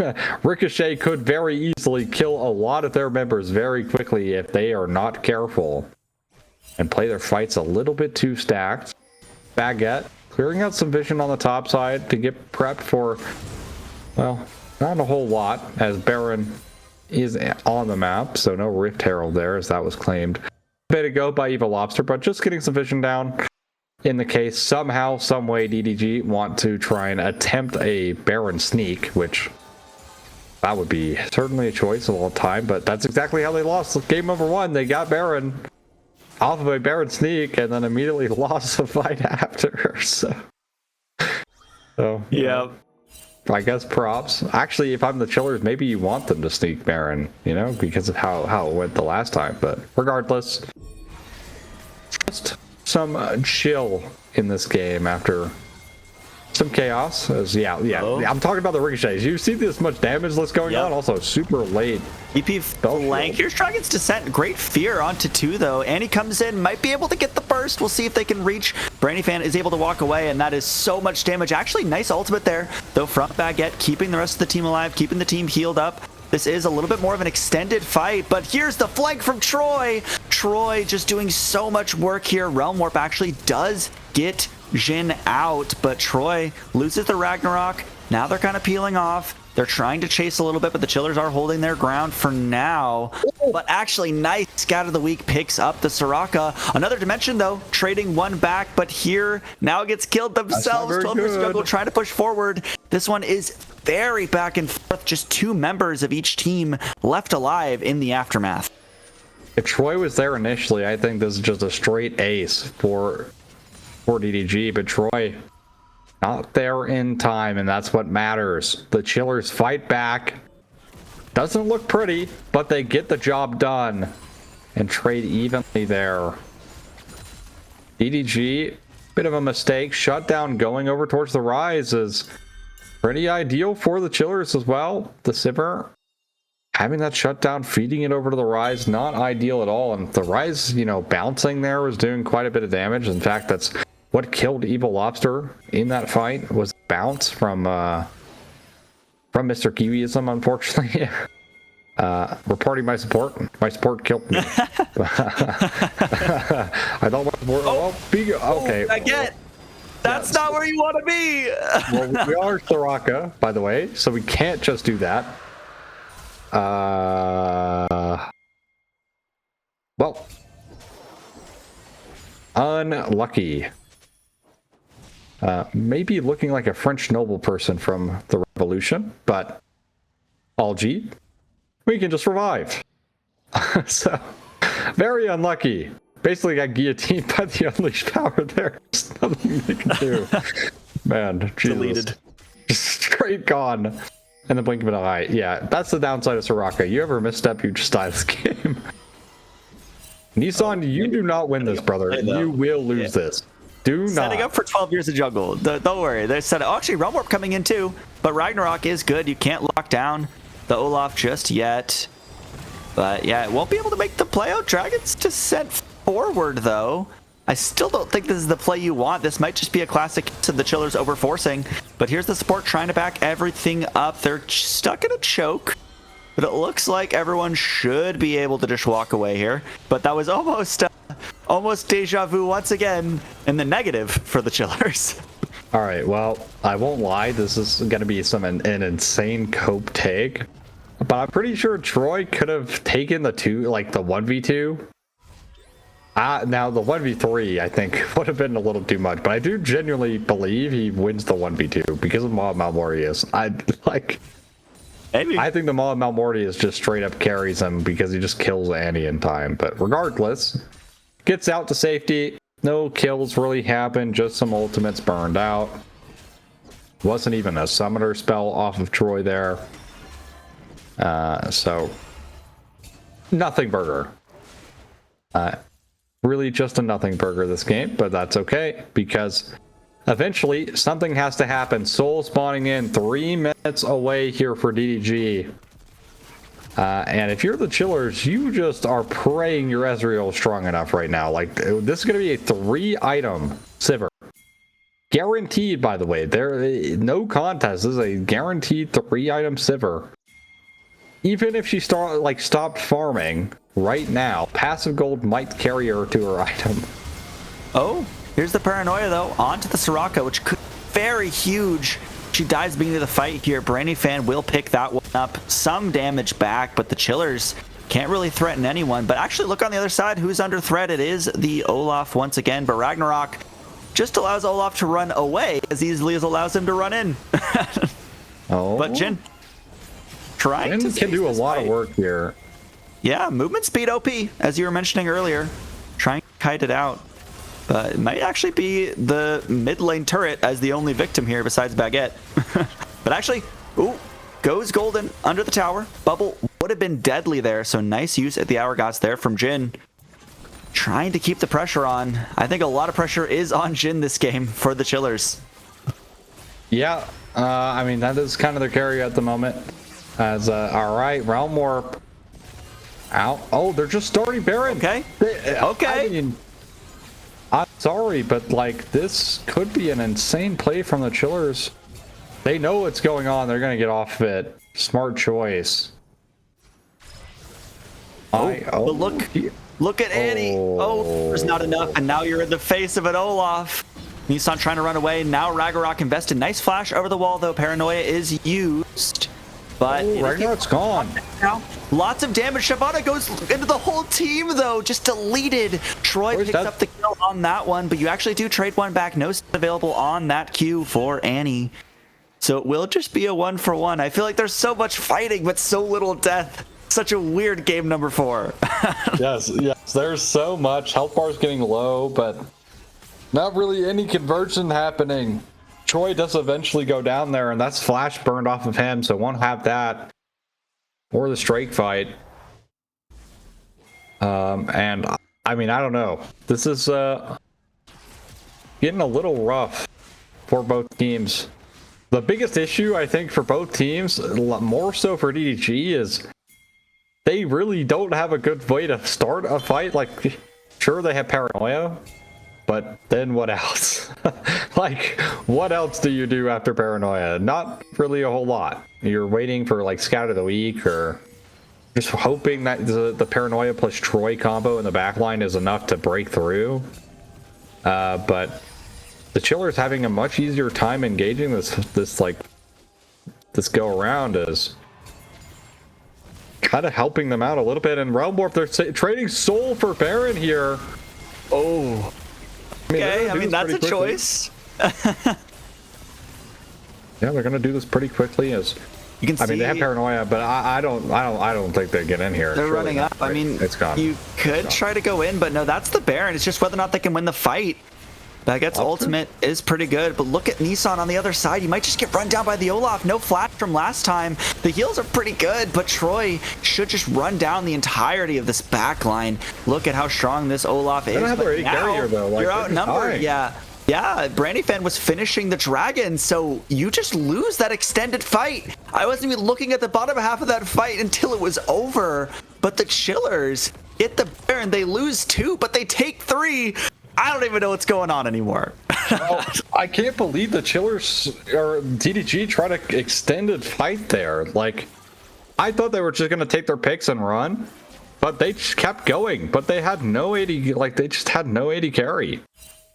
If you know the Sivir's there, it's different. But unfortunately, here for DDG, they give up the Baron, they get Soul. That's cool, because at least Soul is permanent. But the Mountain Soul, unironically, actually, Mountain Soul with it's 2 Mountain Drakes here for Troy, right? Which could make him an issue. But at the same time, right, Baron gives so much stall potential here and a lot of added map pressure for the Chillers to kind of stabilize themselves in this game. Now, of course, Gold Lead's still in favor of Brandy this game on the Sivir, comparatively to another dimension, but regardless, Accessorial's about to hit about to hit 4 items, excuse me, as the items are now about even between the 80 carries. Should be Sivir completing her 4th item a bit sooner unless they start knocking down these towers, and that might push him over the edge. But regardless, DDG, massive mistake, fighting without Branny, gets punished for it. And again, I'm just really shocked that they weren't able to really get themselves out after going in a little bit too much. But we unironically did see as Ghost coming through from Troy. Oh, not great, as he actually will just call it off and run away. Thankfully, does not need the Ghost for a while. No important fights coming up. But we did see that fight. Baguette getting run down by the Olaf. Right, which was our prediction. Which is not great, as also Nissan put himself in a really weird position as well in that fight, which hopefully doesn't happen again, as Shirelli is utilized here. I mean, if you lose a fight here as DDG, it's really bad. I think it's over if they lose. Yeah.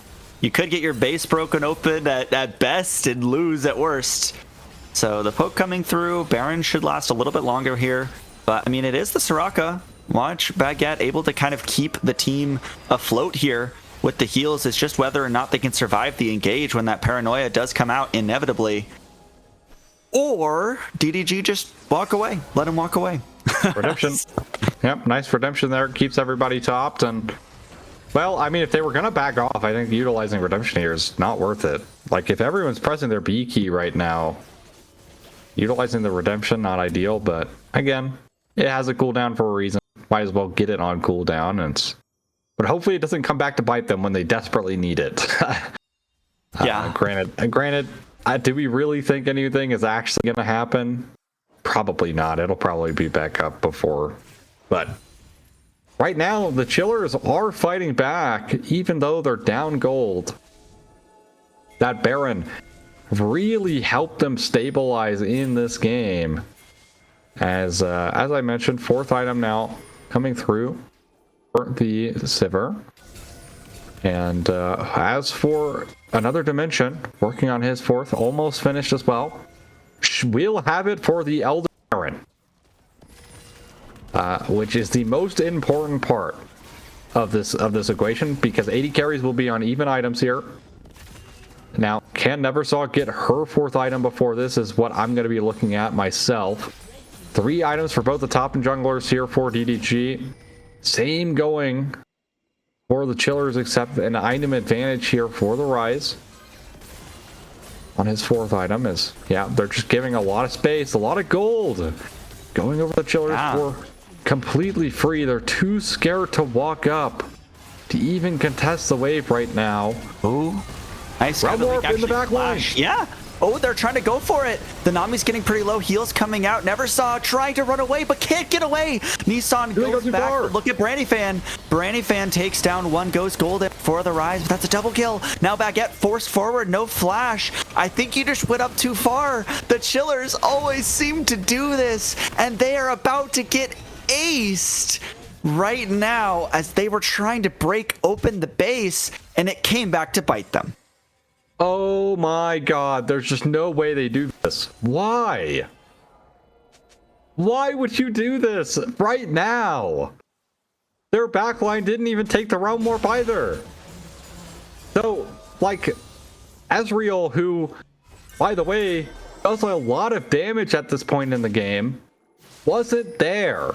And what happens? It leaves the Soraka, who can sustain you through some of these messier, elongated fights, gets run down by Troy again. I cannot believe that happened. Thankfully, for the Chillers, nothing comes of it really from DDG. That is, they should be thanking their lucky stars. They did not just lose the game right there. We will go to one more fight. Elder spawning in.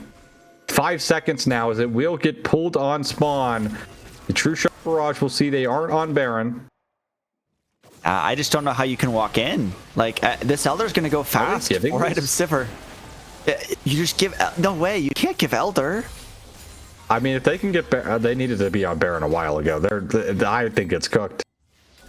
They needed to run more to Baron and take that. They have Elder. They have Elder with Mountain Soul. Oh no, DDG. Oh man, this is brutal. I don't know how the Chillers hold. I genuinely don't know. They're gonna need a miracle here, because also this sets up DDG to just pull the Baron, and then it's the wombo combo of Baron Elder in the game. Oh my god. There's just no way this is happening. And also, look, they're trying to set up wave states to play off of as well. They sent the Olaf top, and well, we'll see. 12 years of jungle. Playing in the banana brush there. They do get the scuttle crab. That's pretty nice. But they have to see so much control. And again, trying to walk in on this is basically impossible. They have to give it and just pray. They did stall out a little bit of this, Elder time. That's pretty nice. They're going to have about, I don't know, 2 minutes left of their Elder. Maybe a minute and a half, all things said and done here, once the Baron goes down. But that's a long time, right? That is a long time to try and deal with both the Baron and the Elder. And realistically, we're looking at Sivir damage right now. It's only going to take a few ricochets off of a wave, or the Soraka standing next to someone getting ricocheted, and she might just straight up die to a Sivir not even on her screen.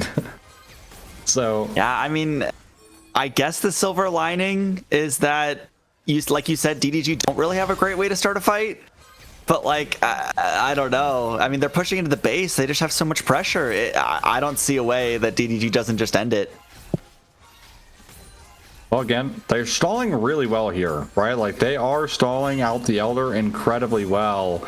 DDG not able to really pull the trigger. You just said that, but reiterating it here is they can't really start anything here. As well, now they are left backs completely against the wall here. Nexus towers. Yeah. I'm hoping that they don't get baited into the we have to fight, like, if you can clear, you should just clear, like, wait it out. And it looks like they might have just done that. Now just don't force until the Elder's gone. But here's the Dragon's Descent going through. Realm Warp is going forward, but only one person inside. Nissan. But I mean, you used a lot. You didn't really get a lot for it, but you forced out the paranoia. You're still wave clearing. Maybe it's okay. I don't know. I mean, Elder's gone, right? So that's nice. And that's why they were backing up, because they tried to send it on Elder falling off. So Troy is bot lane right now. I think them standing here is genuinely insane. I cannot believe they're able to do this. They were 4v5 in their base, just standing at their Nexus towers. Oh my god. I mean, I think DDG are just about to win here. Like, I mean, this could be a massive mistake, though. They are setting themselves up, potentially. Shaman is almost about to have ult back, so keep your eyes on that. As Troy still hitting bot tower right now, as they're trying their best to break open the base all the way. But they got no value out of their Elder. I guess they did get a free Baron because of it. Dragon's Descent. Oh yeah, trying to look forward. There's the paranoia as well, but Nissan is just eliminated. Another dimension though. Gets the kill onto Neversaw. Yeah, but Jhin can't even really do much here either. So yeah, that is just DDG that looked really nice for the chillers for a while. Another dimension should just be going down here. I don't think there's any way that this happens. Triple kill over to Brainy Fan, and it looks like Grand Finals will go over to DDG, and this is our first series in a long time that's not gone to 5 games. Oh my goodness. I am just... Alright, let's celebrate a little bit. DDG, congratulations for winning Grand Finals here for the AVL split. What the hell was that Realm Warp? I'm just so shocked. Had full control over the jungle before Elder, by the way. All they had to do was not overforce, and they overforced. In literally the worst possible way. They didn't even, like, it wasn't well executed. They just... The chillers, every step of the way, just keep sticking that damn stick in their spokes and falling off their bike. Yeah.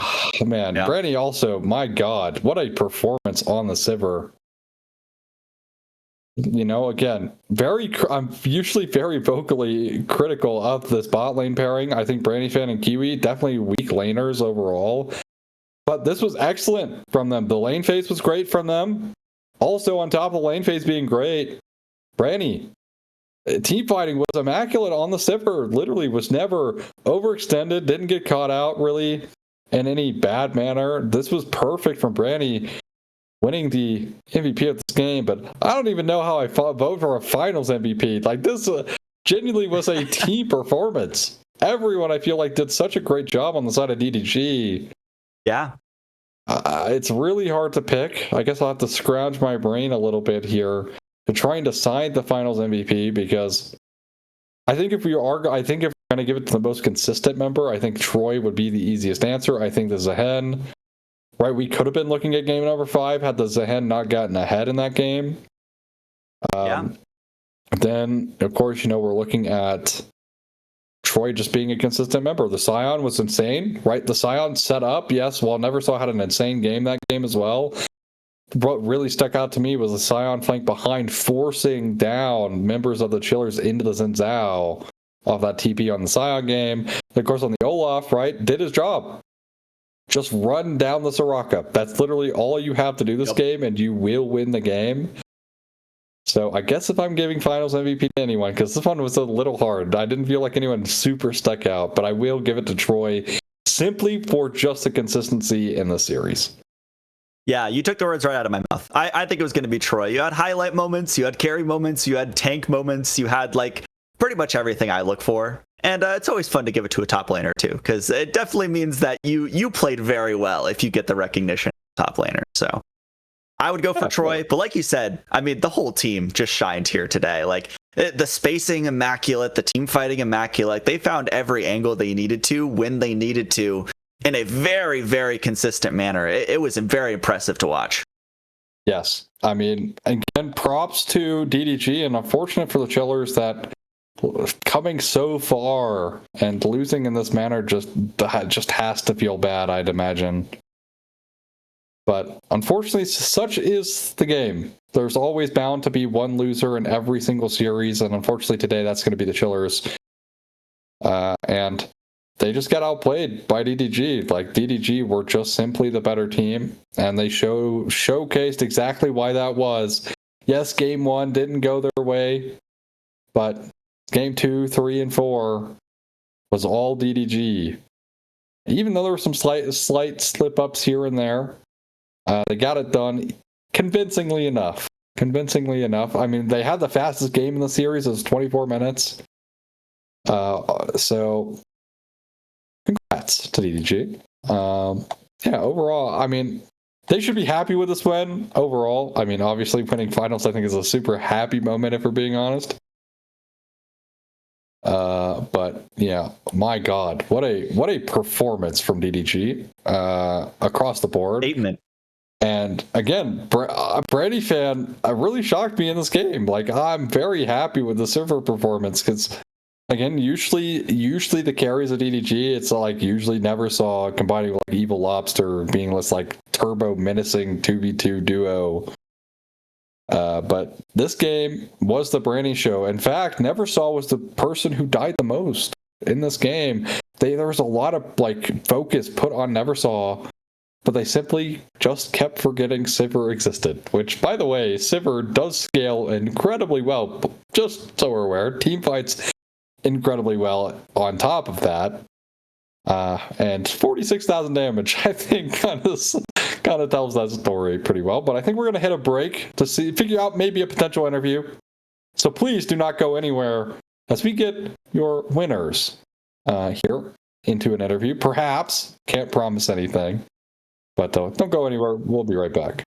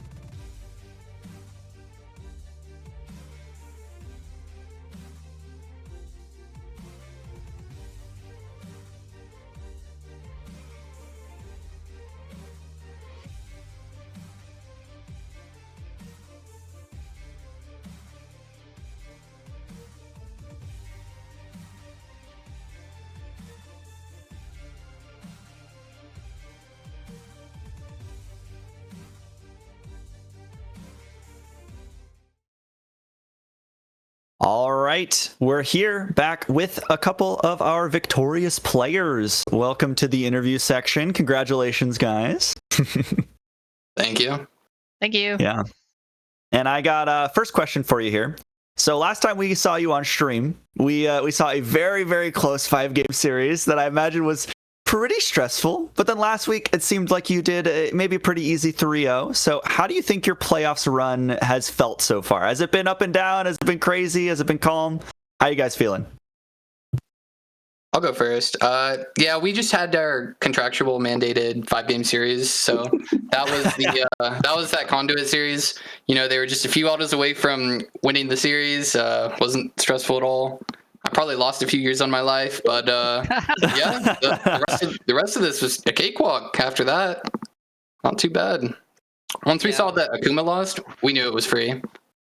We had to get the reverse sweep in there. We, as a team, we haven't gotten a reverse sweep before, so we had to like mark that off the checklist in quarters. Oh, fair enough. You know, I think that makes sense, of course. But you know, what's life without a bit of stress? Maybe self-induced stress as well. But regardless, so next question going in here. Obviously, I kind of want to talk about like mentality for the series as a whole. Of course, we talked a little bit before we went live, but just for the audience here, obviously we saw your opponents here pick out some pretty odd things last week against Akuma to actually very good success. So how did you prepare as a team for some of their shenanigans in draft, kind of making them or forcing them into more of these standard drafts, even though this last game was a bit different, I will say, but regardless, much better than Renata Luthu. How did you guys prep for that?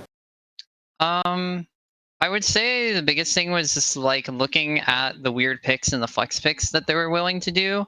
Renata Lulu was definitely high on our radar, making sure we pretty much like didn't walk into it. And whenever we picked a champ, we made sure to kind of like, we were just kind of running a checklist. Maybe not entirely audibly, but at least personally, mentally, I know I was making sure we weren't walking into something crazy like a Kane or a Brand or something like that that just really rips our comp apart. It was just making sure with absolute certainty that there was like no weird picks that absolutely blast us and just ban the stuff that we didn't want to deal with, like Lulu.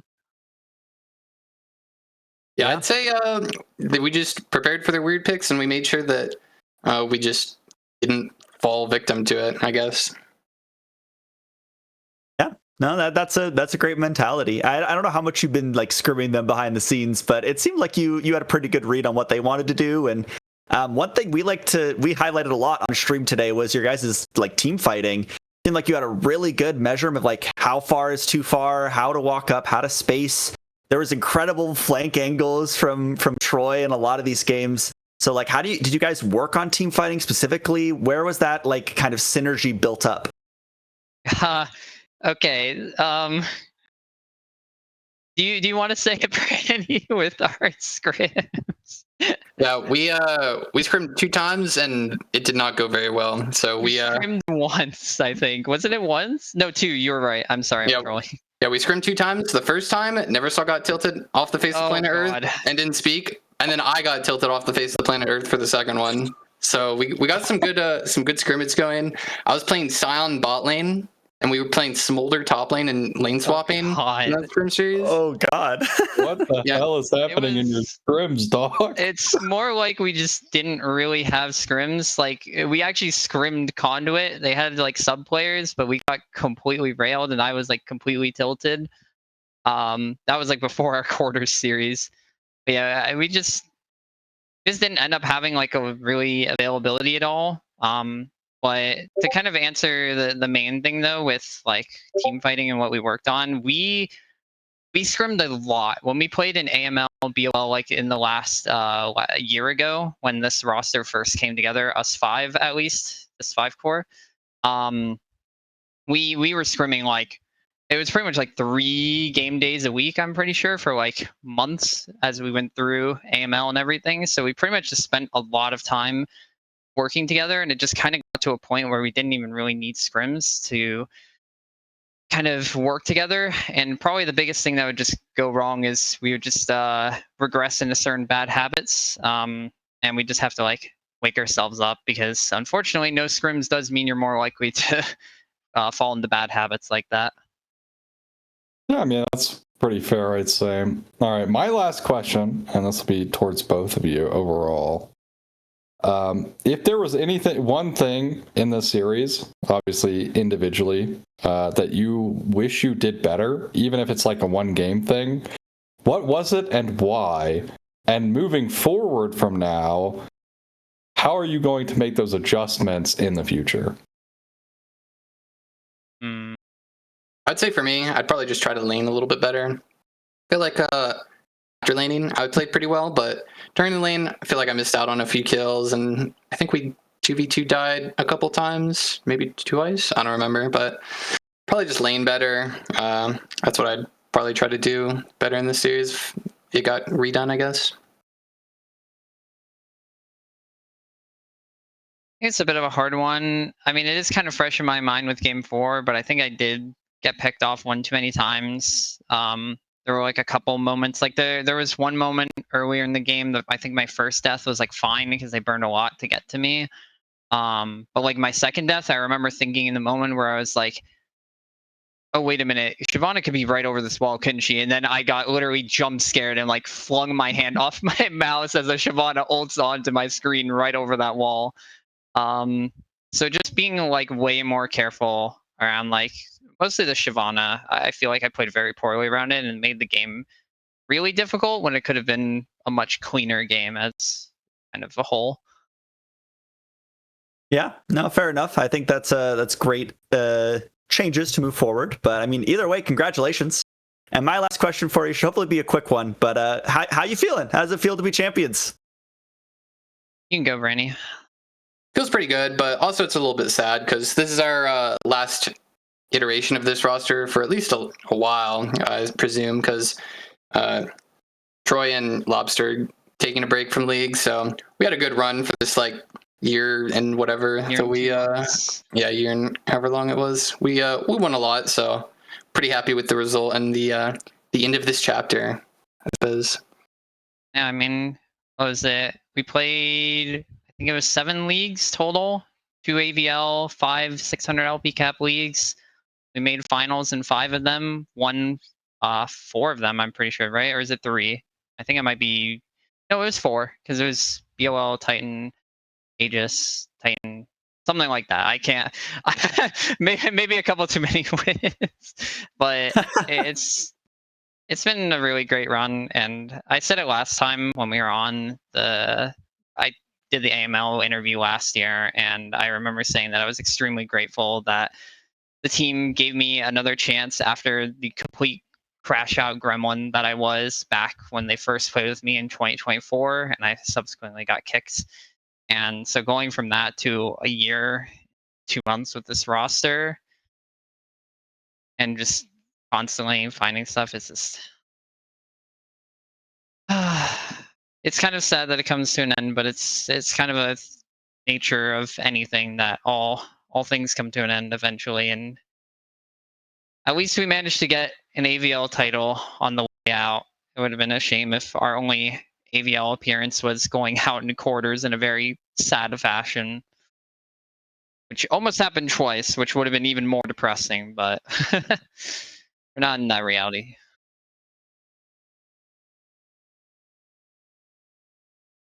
You still didn't make one for our 3rd Titan win, by the way. I've been waiting for that one. We have 3 Titan wins. Oh my goodness. I do not see this. I do not see this. Hold on. Let me look here. In the Hall of Fame, we've got 1, 2, 3. No, you've only got 4. You've got 2 left to post, Custer. Oh no. Absolute disaster.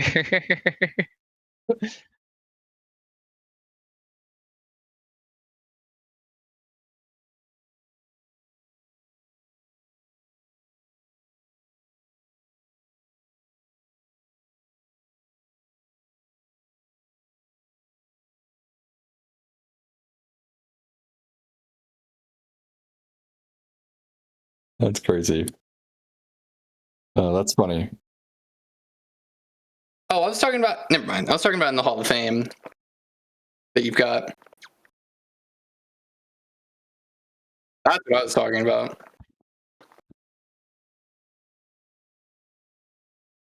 Yeah. Oh, I'll let it slide then. I'll let it slide. Very nice. I'm glad we came to an agreement. You know, handled this very civilly. Handled this very civilly and like Out of adults. the loop here. I'm on the team and I don't even know what the hell's going on. Don't worry about it. It's above your pay grade. Okay. I'm the team lead. Thank you very much. What does that mean? Literally nothing, except I do all the match results and all the admin work that Lester doesn't, but Lester does most of the admin work, so I do like nothing. Anyways. Okay, well, this is the time where you guys will both get the floor to shout out, talk about whatever you want, and then we will hand it off to Boss Kitty to close this out for the last and final game. Or I say last and final game, but I guess the last and final stream of this split of AVL. So we'll start with Brandy and move on to Neversaw. So whenever you're ready, Brandy, have at it. All right, shout out to Kodiak. Congrats on your AVL chip. I expect a DM later tonight begging me for thankness or something like that. And then shout out to everybody in DDG. Shout out to Lester for showing up every now and then. Shout out to Conduit for not winning their series. That was pretty good. Enjoyed that. Shout out to Akuma's Jungler for running it down so we'd have an easier finals. Oh my god. And shout out to myself, honestly, for being so humble. All right, that's it. Oh my goodness gracious. How do I even follow that up, you know? Can't top that. Exactly. I mean, just kind of echoing the same sentiments of grateful for DG being our home for so long, and I already mentioned being grateful to my teammates, and I'll say that again because without my teammates, like, I wouldn't be here. Like, you know, it's just like this is a team game. Do this together, and they've helped a lot over the last year. Really keep me on the going edge, or well, I don't even know what word I was going for, but you know. And also, honestly, it would probably be a thank you as well. One of the tryouts that I did over with Team Samsara, they were very like helpful as I did their kind of tryout stuff for possible like ACL team, and I didn't get the spot, but they really have been like helping a lot with helping me improve my personal skills and having direction on what to do better with. And I think a lot of that really helped these playoff series be a lot better than they might have been. They could have gone a lot worse. Who knows? But thank you to them. And probably the only other thing would just be, I don't think I have anything else really. I think that's, unless I'm forgetting something. I hope I'm not forgetting someone, because otherwise there might be an offended DM coming soon. Lots of DMs today, but Yeah. I mean, that's awesome. You could have done a lot worse than winning the whole thing. That's what I'll say. It was definitely a show. Oh, Yeah. okay. Hold up. I'm getting a DM right now of someone saying that Heathers forgot. I did get some help as well from the person who actually won the AML split, Lane Zero Typhoons alive. We casted that. Oh, Yeah, we know that. We were there. Their coach, he's been. I mean, I was on Lane Zero Blizzard like way in the back, or like way long ago now, but he was definitely helpful. I had some help from him during this play. Now he's messaging me, no, stop. So I guess I need to stop talking before I maybe mysteriously disappear in the next 5 minutes. Well, thank you both for your shout outs and congratulations once again on winning AVL. This has been a blast for us to cast. So we're very grateful to have hopped on the AVL train, at least just for playoffs. But it was a fun ride to see you guys in quarters and then see you again in finals. Take it all. So very, very fun. And I love casting this league. Love casting with Aussie. And thank you guys for watching, following the AVL run, even though we started a little late into the AVL split, but very happy to be here. And it was a very, very fun time. So thank you for watching. Thank you guys for playing, putting on a show. Thank you, Aussie, for casting with me these few weeks. And thank you to Macros for being a rock in the production, as always. But yeah, thank you guys for watching, and we'll see you when we see you. AVL Finals done. Bye. Bye.